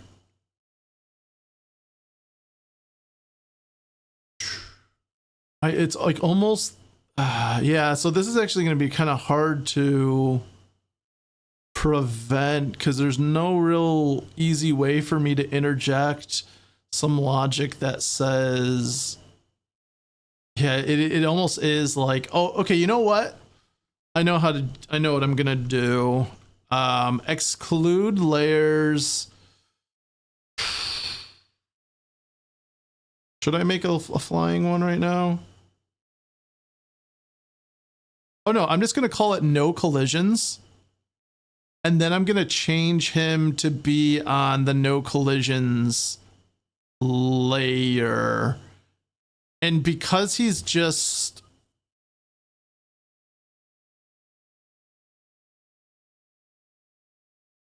I'm trying to think.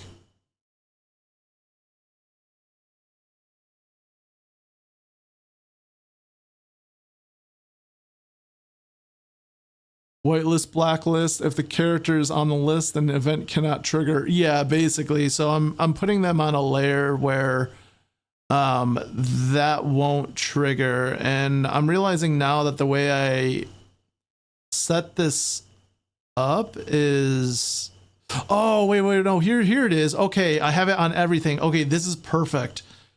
I only want it to trigger for player health and enemy health, which I think should still work, and that is the thing that matters, because it's the health layer that actually has the collider that takes the damage.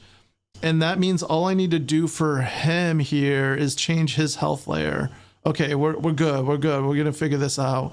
We're gonna put him back to non-player character, and we're gonna go to his health class, and we're gonna say he is no collisions.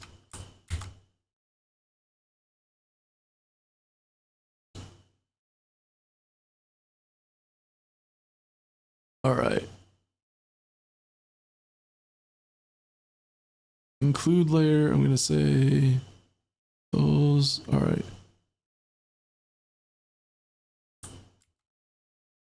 Okay. I think this should work.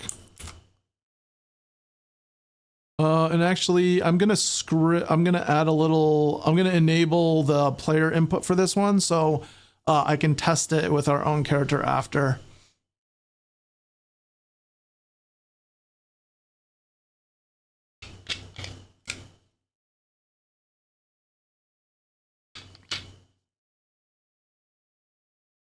We got both cats here.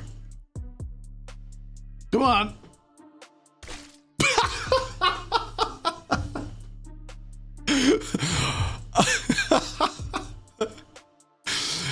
Guys, I don't think it worked.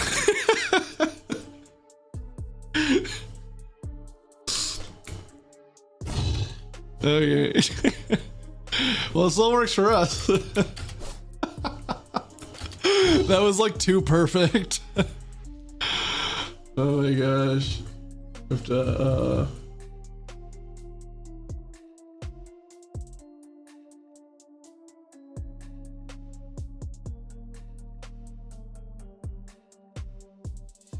clip that for later. Just too good.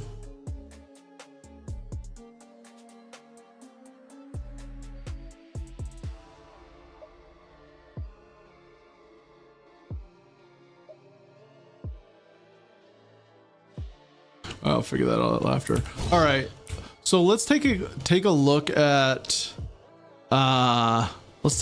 the character. He's not dead yet, but let's look at what his health is. Okay, so I see what happened here. Something is assigning the layer of his health, and so I wonder maybe he doesn't need a health for this, because he's just an NPC that talks to you and he leaves before you gain control. I'm like really torn between, like, there's the part of me that's like, well, let's do this the right way, right?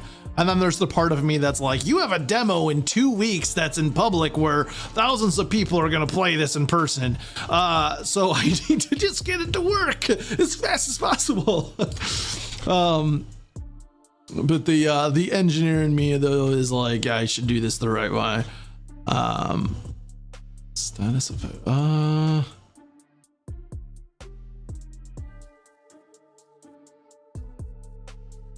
Okay. You know what? I'm just gonna make it so it doesn't work with enemy layers.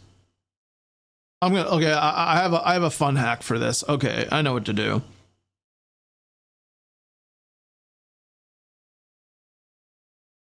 Spawn him on the other side of the spikes in the cloud. Well, actually, like, the whole like purpose of the scene is him going through the traps, kind of like, and then like kind of taunting him about like how he can't fly and such a shame that he can't fly and he can't get to the other side, something like that, right? So it's actually important that he does go over the traps, but I do think that I know what I'm going to do here. And that is, oh, wait a second. I also just realized that I've only changed this on one of them and not all of them. So even if it was the right thing to do, it wouldn't have worked. All right. Because they're all a prefab. All right. So we're going to exclude enemy health and we're going to exclude enemy health there. Okay. Yeah. I don't know which one is the one that matters, but one of them does matter. Okay.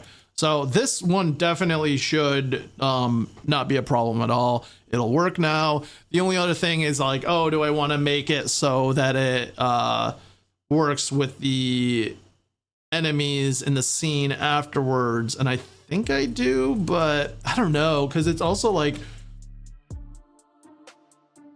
there we go. Cool. All right, perfect. Boop. All right, cool. Ooh, you know what? I have a new, all right, so here's where we're gonna start dialogue. And do I have a dialogue object in here already, or do I have to create a new one? And by create a new one, I mean go to another scene and copy one from there, because I do not remember. Yeah, I'm gonna have to copy from another scene.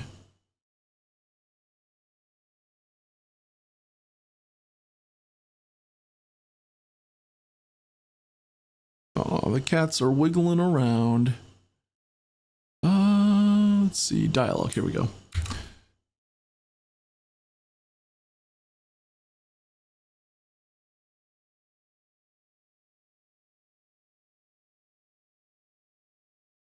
All right, we're gonna paste it in here. Dialogue, the vial. All right. We want a new conversation. So say new.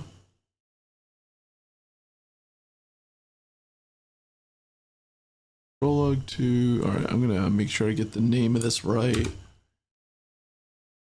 Like I said, I'm not gonna figure out the dialogue right now just because I have to think about it a little bit, about how I really want to word it. Okay, so this is dialogue 1.5. Vial.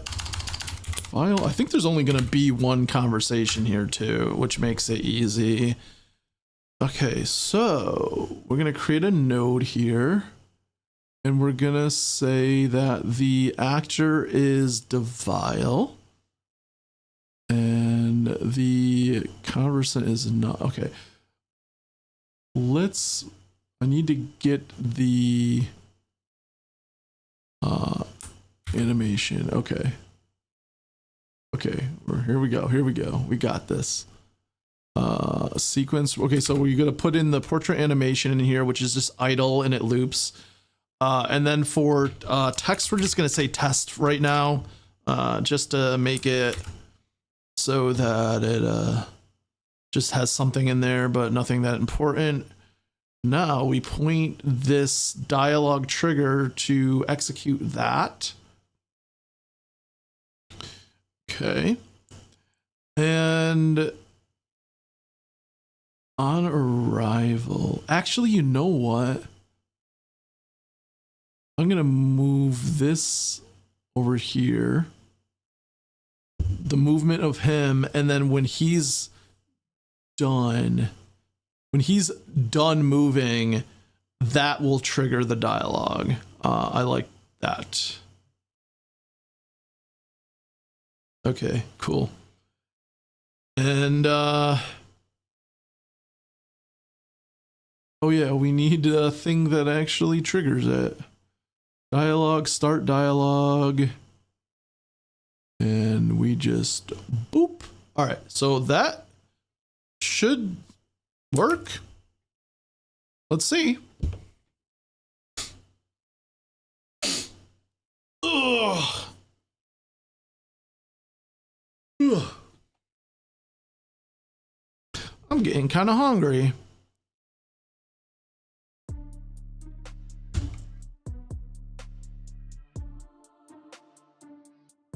Hey, there we go. Love it. I have to, his texture is getting washed out because of the bloom effect. Might have to figure out the, maybe not adding bloom to certain, I kind of like, I don't know. I gotta figure that out. So, because the bloom makes some things look really good, and then other things it makes it look kind of bad, where like the detail in his eyes and his hair is just like completely washed out there. But the portrait looks good though. Actually, I have new animations for the portraits too, and I need to grab those. And we need to add those in because we'll actually be using them now.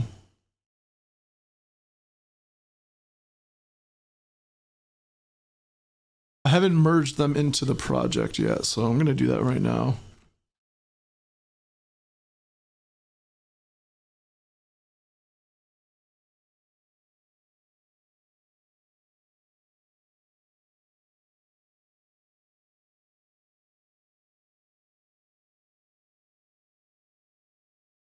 Okay.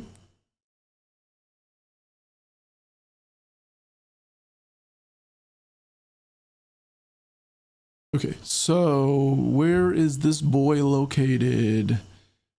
Dialogue, portraits, devile, source, spine. Okay, here we go. And I think I'm gonna open this whole folder up.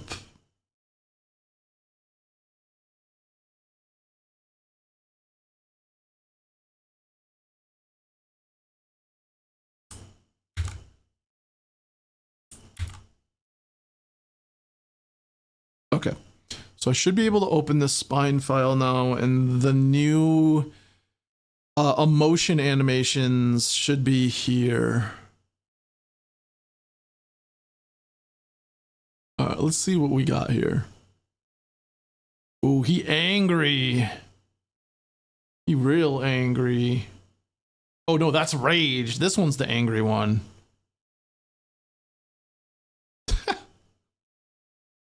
Get a little jiggle going. There's frustrated. Okay. Regular idle. Laugh. The laugh is great. I love that. Actually, wait, where's his skin? Boop. There we go. Yeah. And then rage. I feel like the shake is just a little too much. A little too much.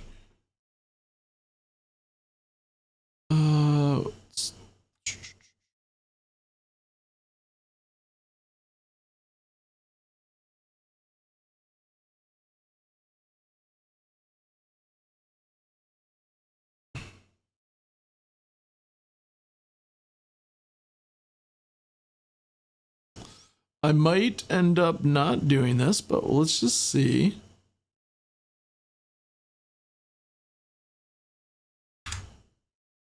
This might look bad, so I don't know. Oh no, that looks better. I think. Yeah, that's like just too much.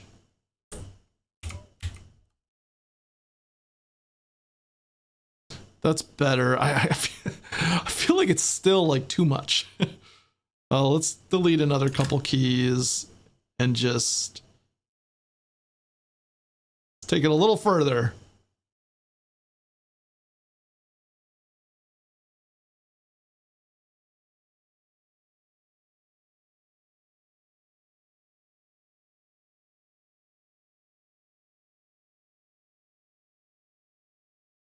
Oh, okay. There's another one here. Okay, I was like, something's still like something. Something's not doing what it's supposed to be doing. All right, here we go. It's this one here also needs to. All right. Obviously, the first frame's out of sync now.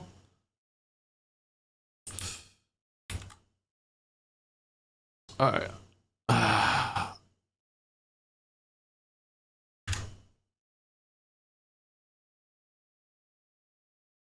Let's see this.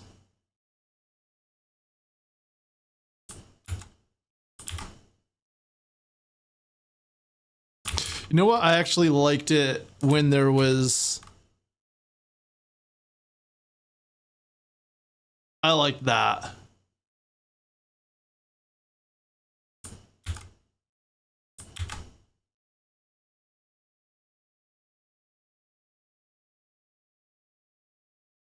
Okay.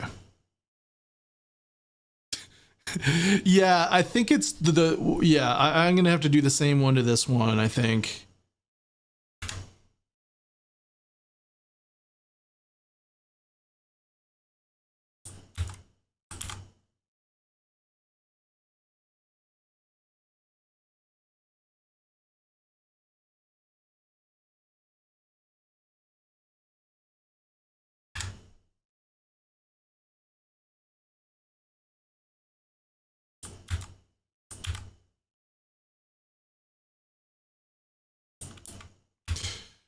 Yeah, I don't know. There's like it's like either too much or not enough. Just wish I could like slow it down just a tiny bit.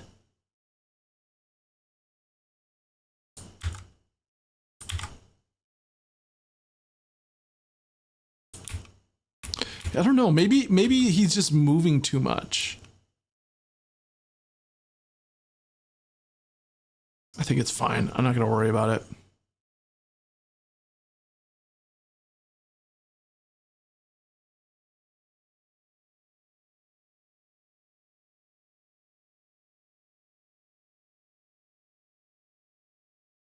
Okay. All right. Let's export it.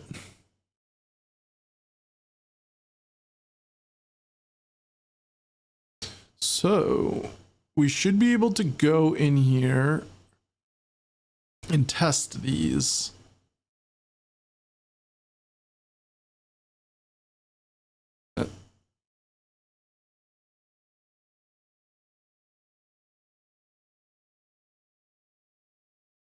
Can I like copy paste a node?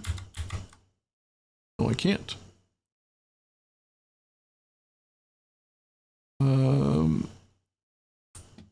We're just gonna test the we're just gonna test the emotions on these. That's frustrated.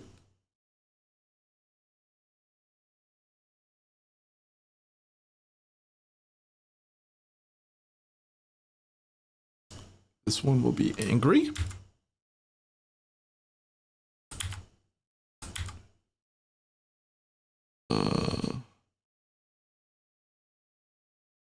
Yeah, I wish there was like a.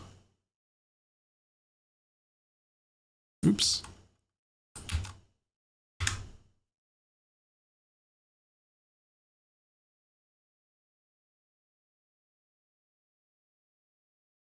This one is laugh.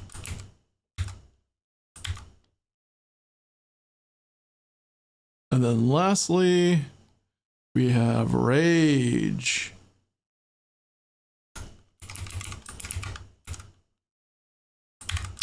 Okay. So, whoops.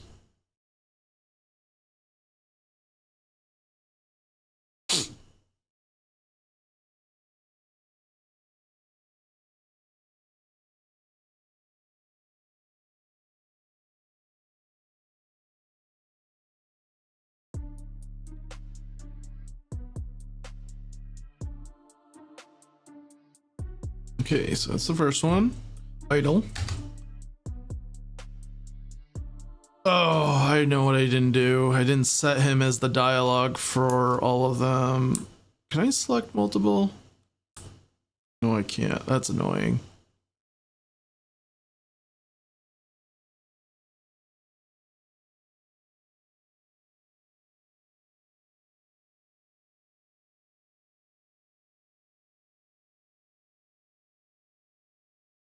Okay. Try it again. Run it back.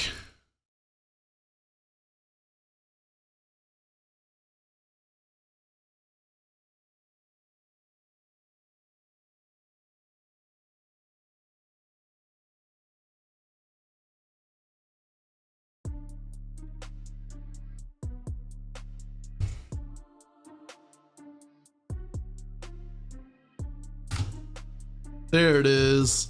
Nice. Oh yeah, nice. I like it.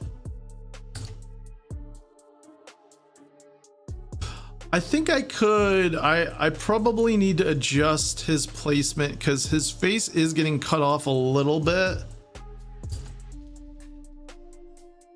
Let's re-trigger that dialogue.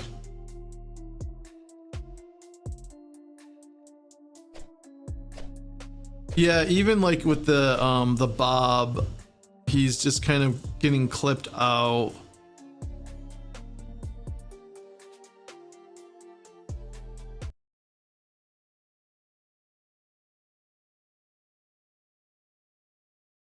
Honestly, I might just do that in here too.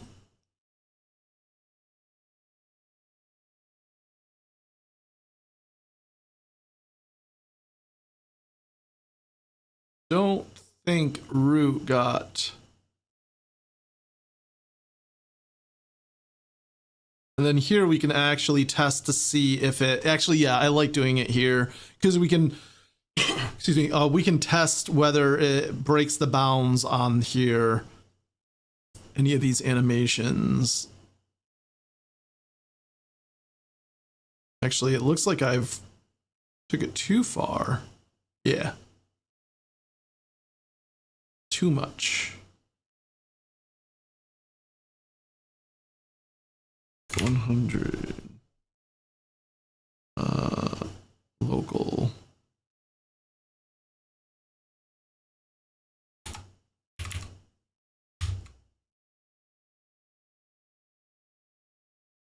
Okay, yeah, that's good. What does the rage one look like? Rage is getting still a little cut off, so we're gonna bump it up just a tiny bit more. Okay, that's fine. I don't know. Maybe I'll do a little bit more.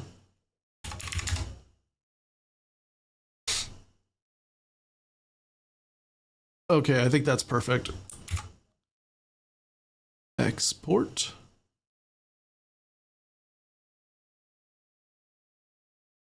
All right, and run it back.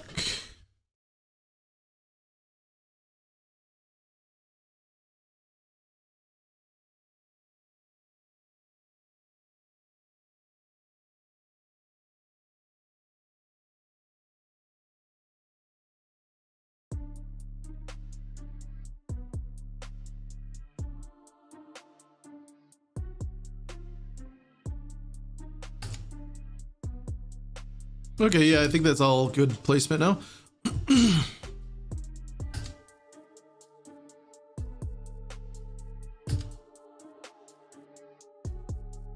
All right, perfect. Die!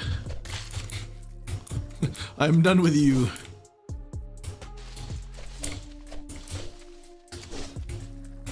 Cool. So the nice thing about this is I don't need to create the dialogue now. I can create the next sequence of events that just triggers when the dialogue ends.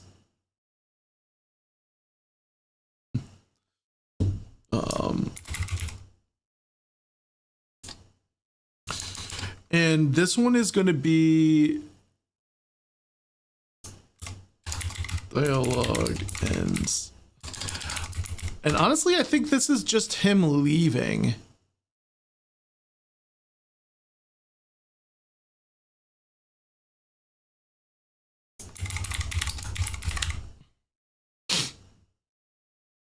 So we're gonna need to create a location for him to go. We're just gonna put it out yonder.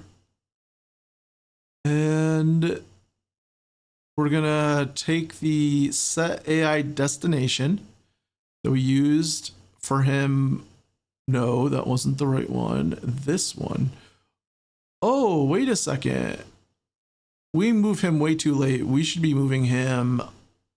Okay, that's better because they'll both move at the same time. Okay, I didn't realize that I had a 2-second delay before I moved him.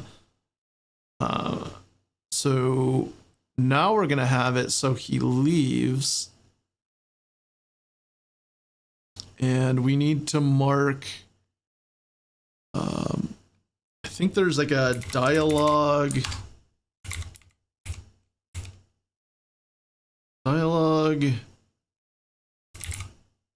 trigger end. Oh, how do I do this? There's like a way I am able to wait, is it on dialogue end finish?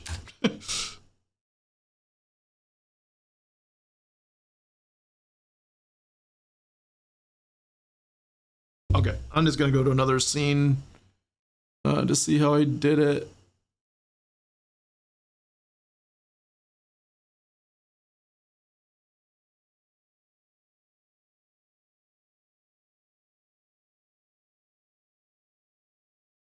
Basically, we need to trigger an event when dialogue ends, and I know I have a script for it. I just don't remember. Dialogue, here it is. Oh, we need the conversation input locker. No, wait, we don't need that for this one. Dialogue. There it is, conversation feedback. Terrible name. Wasn't any of the things that I was guessing at all.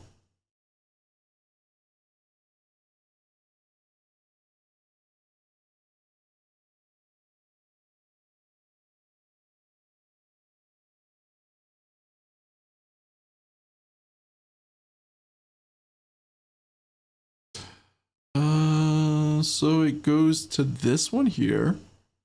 I'm gonna paste that. Yep, there we go. And we're gonna trigger this dialogue ends there. And oh, and you know what? So we're gonna have it so dialogue ends, he leaves.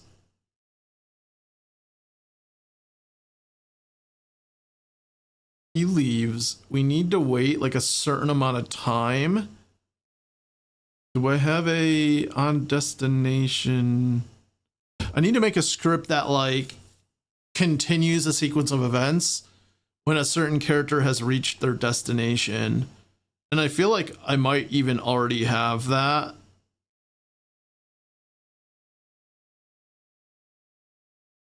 Character AI. Oh, wait. Oh, I do. On arrival feedback. Okay, yes. On arrival feedback. Oh, weird. I already had it plugged, which I shouldn't. Oh, because I used that in this one.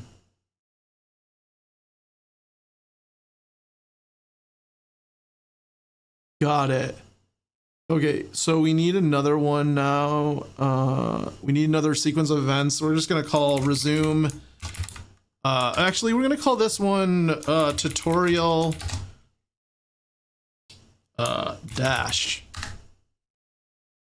because that is what we're doing next.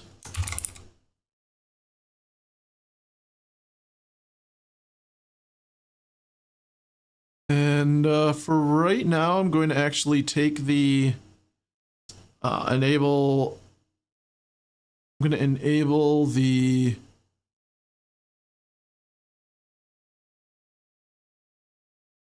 player input.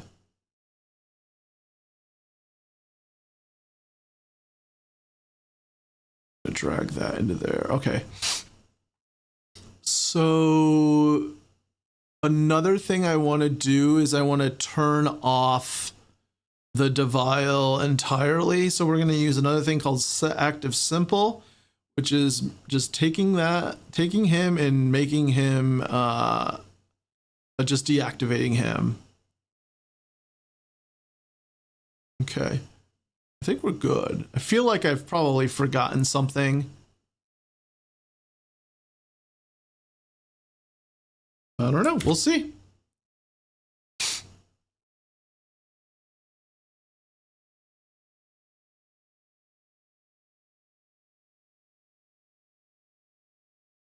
I feel like the past hour just went by, I like blinked and it's gone.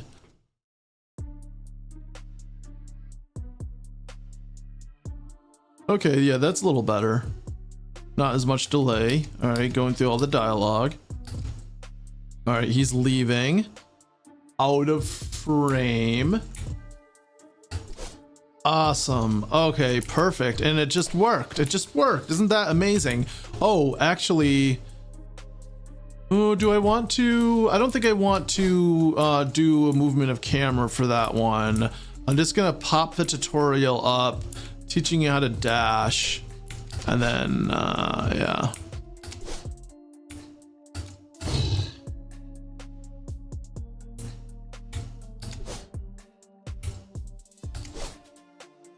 Okay.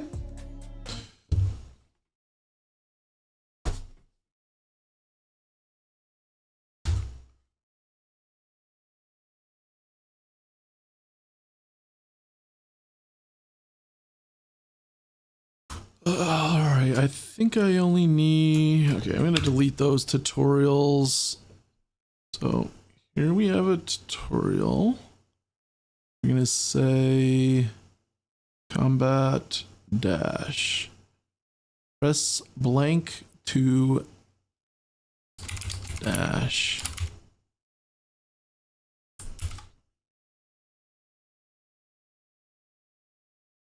Okay. And I want to make sure that the icon is positioned properly, which it's not. Boom. All right. And I'm actually not going to...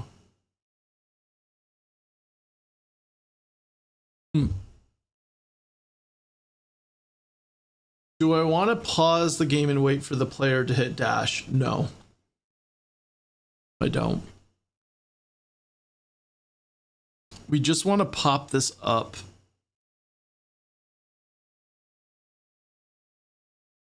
And in order to take it down, either use it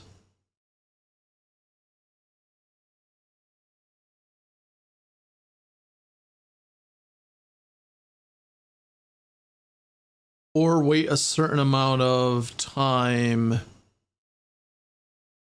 feel like just use it. Well, no, because they could just, I guess, not.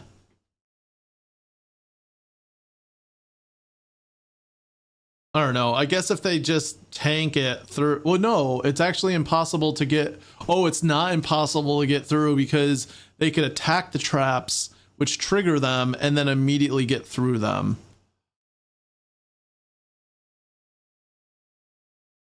I'm wondering if actually I can prevent that. Yeah, I don't want to prevent that because it's actually a feature though. Yeah, never mind. So what I'm gonna do instead, I'm gonna make a collider. And that collider,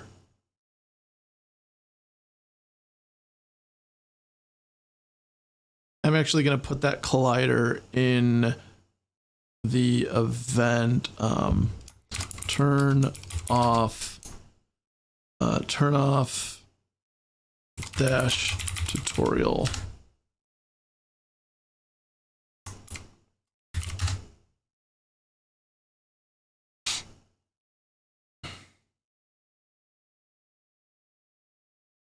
box collider. All right. And where are the, oh wow, that is, oh, it got the wrong kind of transform.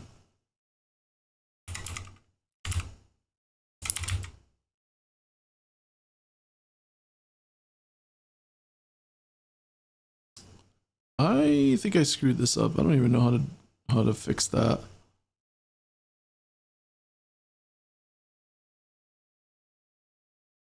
Okay. I guess I can't. All right, so we're gonna move it here. And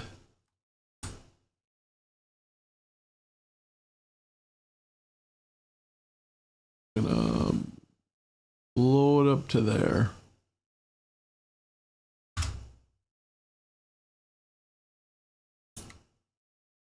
Okay.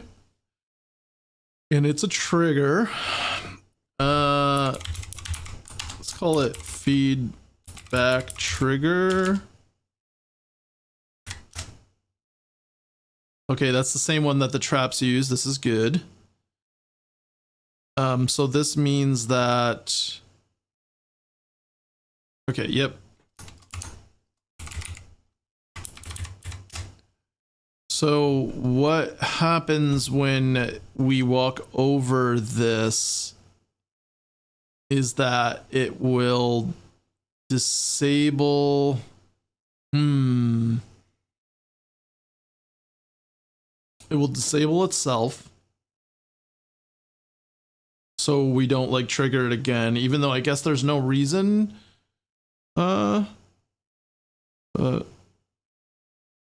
Just to be cautious. Disables itself and it disables the tutorial.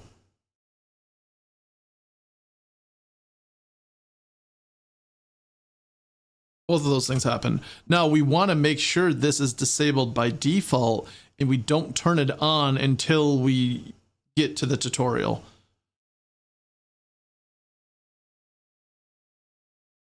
So we turn it on here and then we duplicate and we also turn on the dash tutorial. Now, the dash tutorial probably has something that prevents user input. Yes, this here.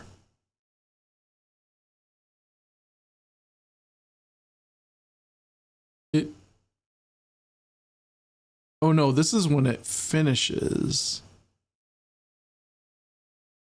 Actually, maybe that's not the thing that does it, but I don't think we need this here. I'm going to remove that. And I'm going to remove this because we don't need any of that. Okay.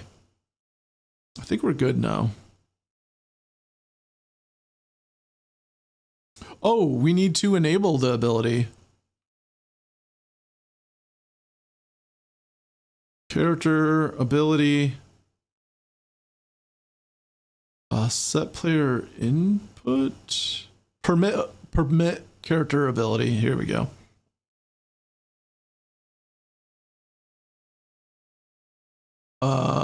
It's gonna be mobility and lock ability is gonna be off. We're gonna call this tutorial. And we're gonna use player character. And the other thing we have to do is we need to copy this and at the very first beginning of the script, paste it in and we're gonna lock it. So we're basically saying take the player character and then lock his mobility ability and under the token tutorial. So later on, we can take that lock by that same token and remove it. All right, I think it's ready to test.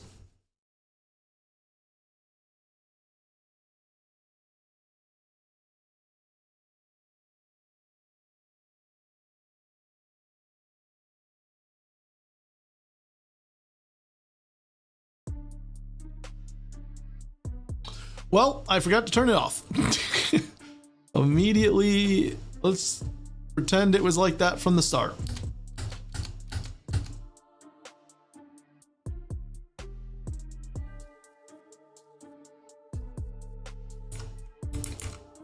Okay, the button's not the right size. And our trigger here did not work.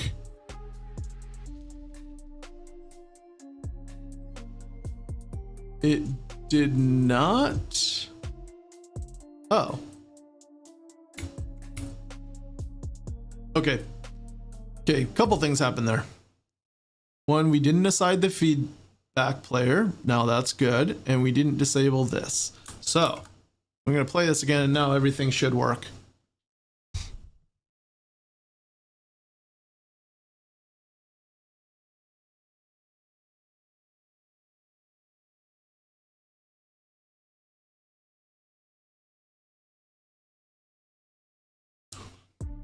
I should be testing with controller too.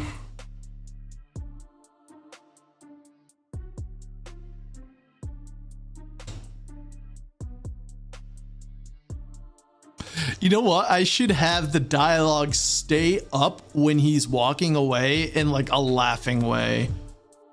All right, yeah. Icon is not the right. Oh, wait a second. Oh, the invulnerability for dashing is way too long. I'm glad I caught that. Oh, wow. Yeah, it's like really long. Okay, and that time it wasn't it. We might have a bug. I think it's just too long.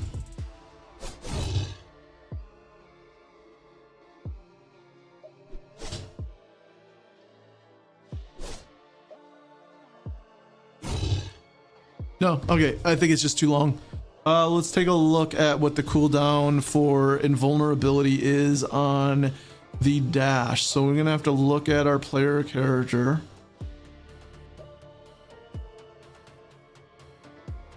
Handles, dash handle. I don't even know what does that. Feedbacks. It's always feedbacks in use. Invulnerability. How long do we do it? 2 seconds? No wonder. How long is the dash? 0.2 seconds. All right. Let's. Uh-oh, I'm in a tight situation right now. Okay.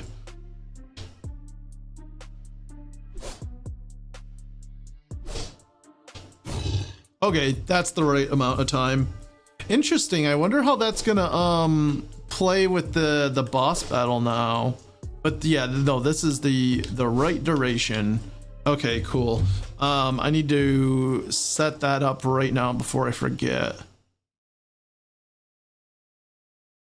Character abilities dash RX dash. Then vulnerability 0.2. I should do it for the others too. Oh, I don't have it on the others. That's not good. Okay, I'm actually gonna bring that over.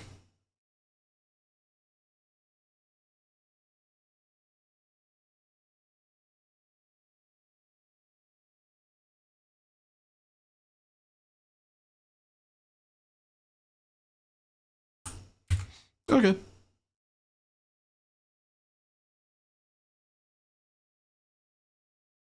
Cool. So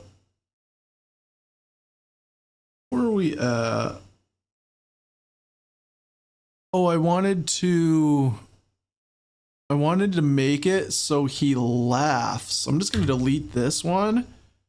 And then I'm going to override the something. There's like a way to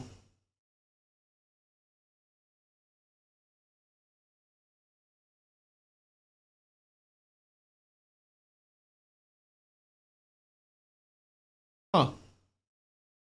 I guess that's only on... Oh, we might need to make like a whole new dialogue to do that. Which is honestly fine because I have a different sequence just specifically for that. So we're gonna duplicate this conversation. And we're gonna call it Devile Leaves. And it's only going to be the laugh. I'm gonna put... Oh, I could do like some sort of like... I'm just gonna leave test in here right now. We're gonna delete those. And then we're gonna have it so there is a no continue button and it plays out for 3 seconds.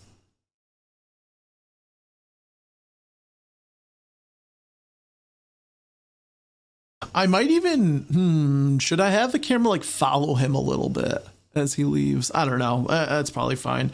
I'm not going to worry about it. All right. So on end, this plays. So that means we need to do another start dialogue. We're going to copy this. We're going to paste it there. Okay. And then instead of on arrival, oh, no. No, this is all good. This is good.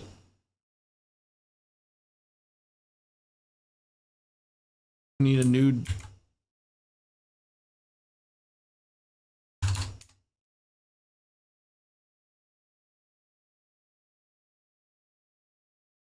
dialogue. Boom. And we're going to remove that because we don't need that. And then we're going to assign the new conversation. All right. This should just be good now. Let's give it a try.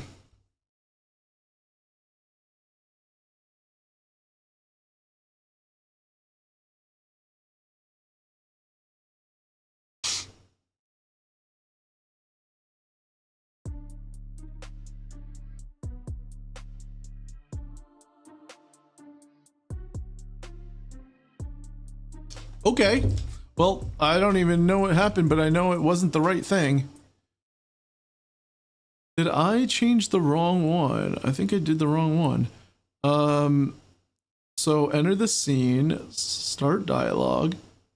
That starts that dialogue, which is... Oh, did I change? No.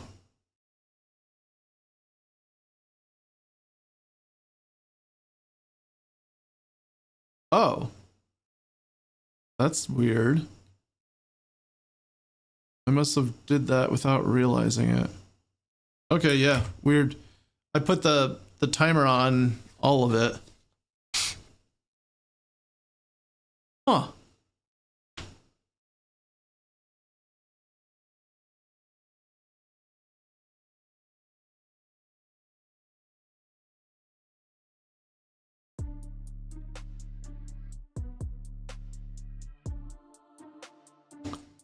I need a wing flap sound effect on him too.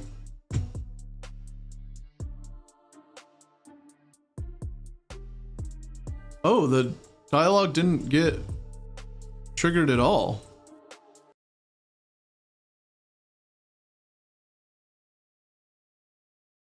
Oh, I bet that's because of the order of things. Let's see if it works now. Because set AI path destination waits. And but does it stop the feedback? This might not actually work, but we'll see.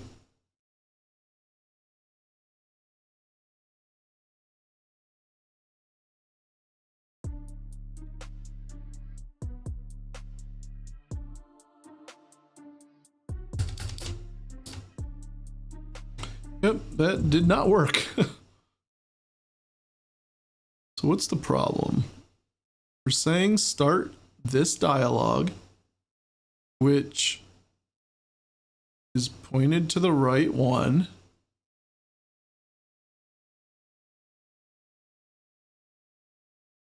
I'm wondering if the... Actually, let's take a look at another dialogue where I know this is done right.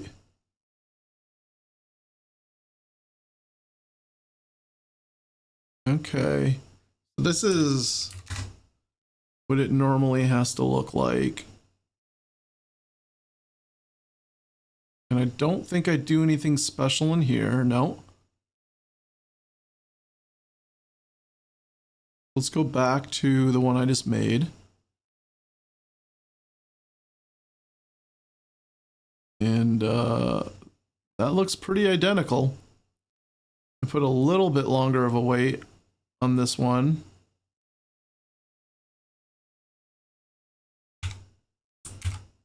All right, I'm gonna try this again.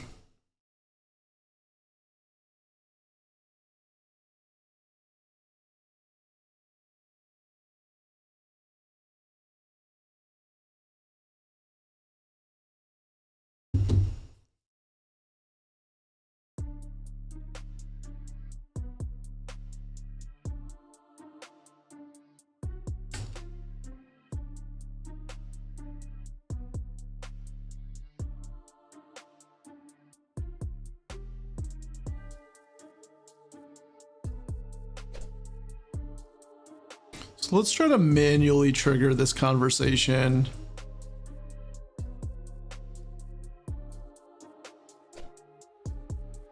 Okay, let's see if this... Okay, that works at least. Cool. Well, yeah, let's trigger this. Oh, it just happens. There's something...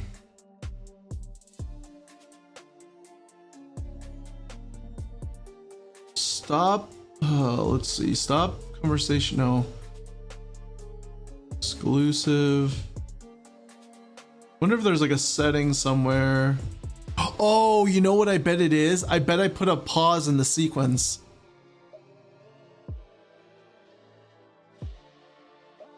Oop, wrong one.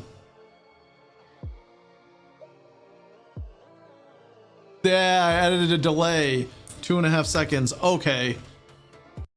That was what it was. It wasn't the other thing I was trying to do.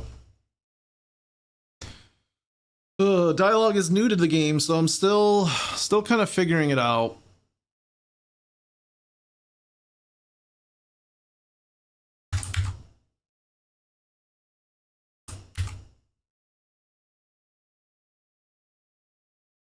And we'll say ha ha ha ha ha.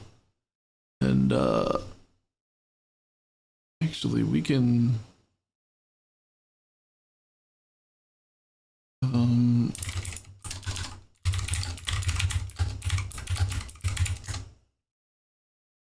so I have a way of animating text, but there is certain tags to it that I have to remember.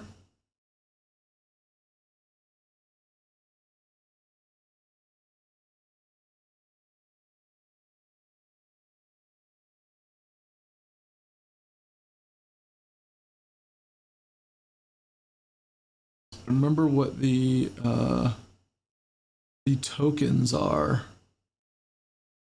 I think wave.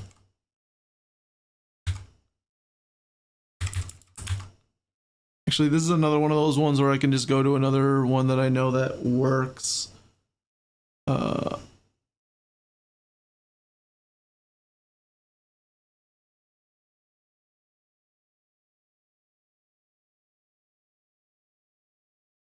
Shake. Okay, yeah. No, I did it right.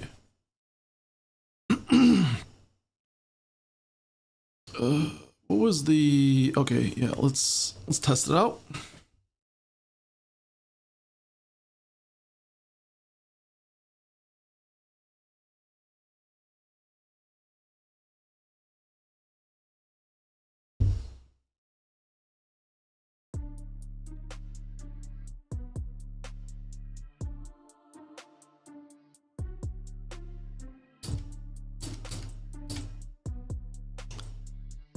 It still didn't work. Did I not save it right?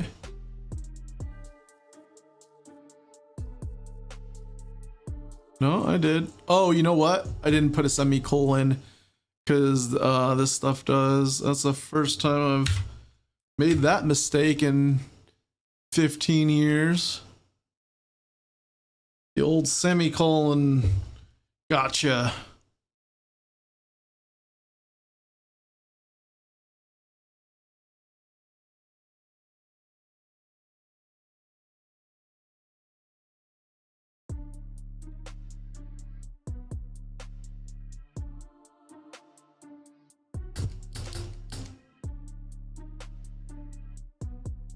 Okay, that works.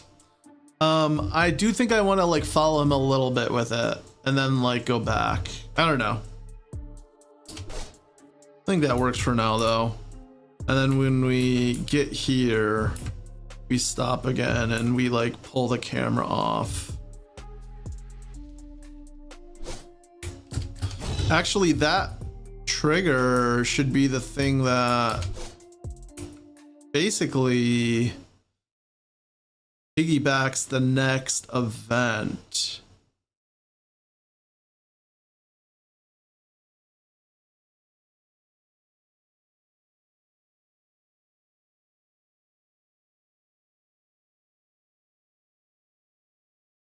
We call this next ambush.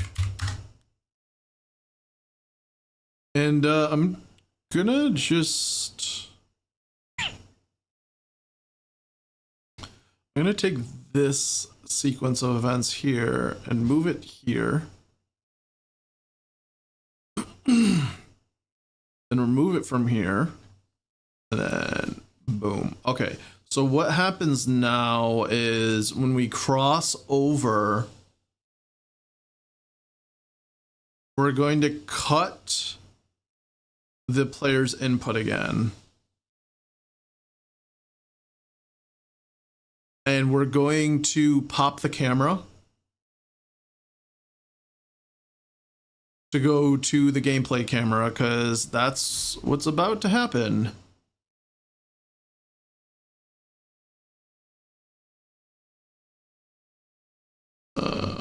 Blend time will be like 1 second. All right, so let's see how that. Now this could be a little finicky how I'm doing this because I want to make sure that the collider is a safe distance away from those traps so that it's not like right on the edge, like he doesn't get like caught in them and also triggers it.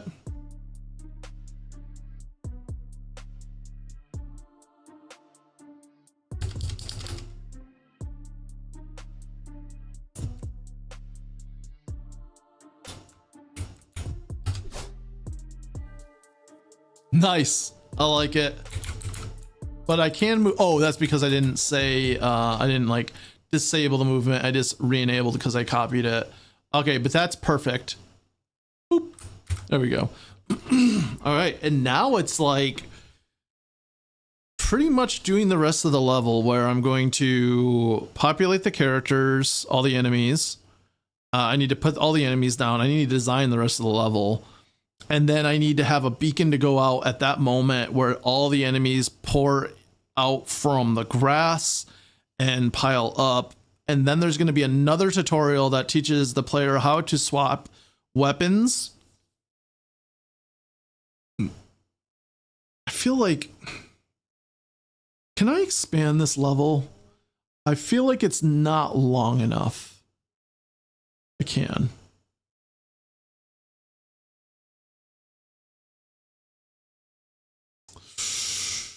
Yeah,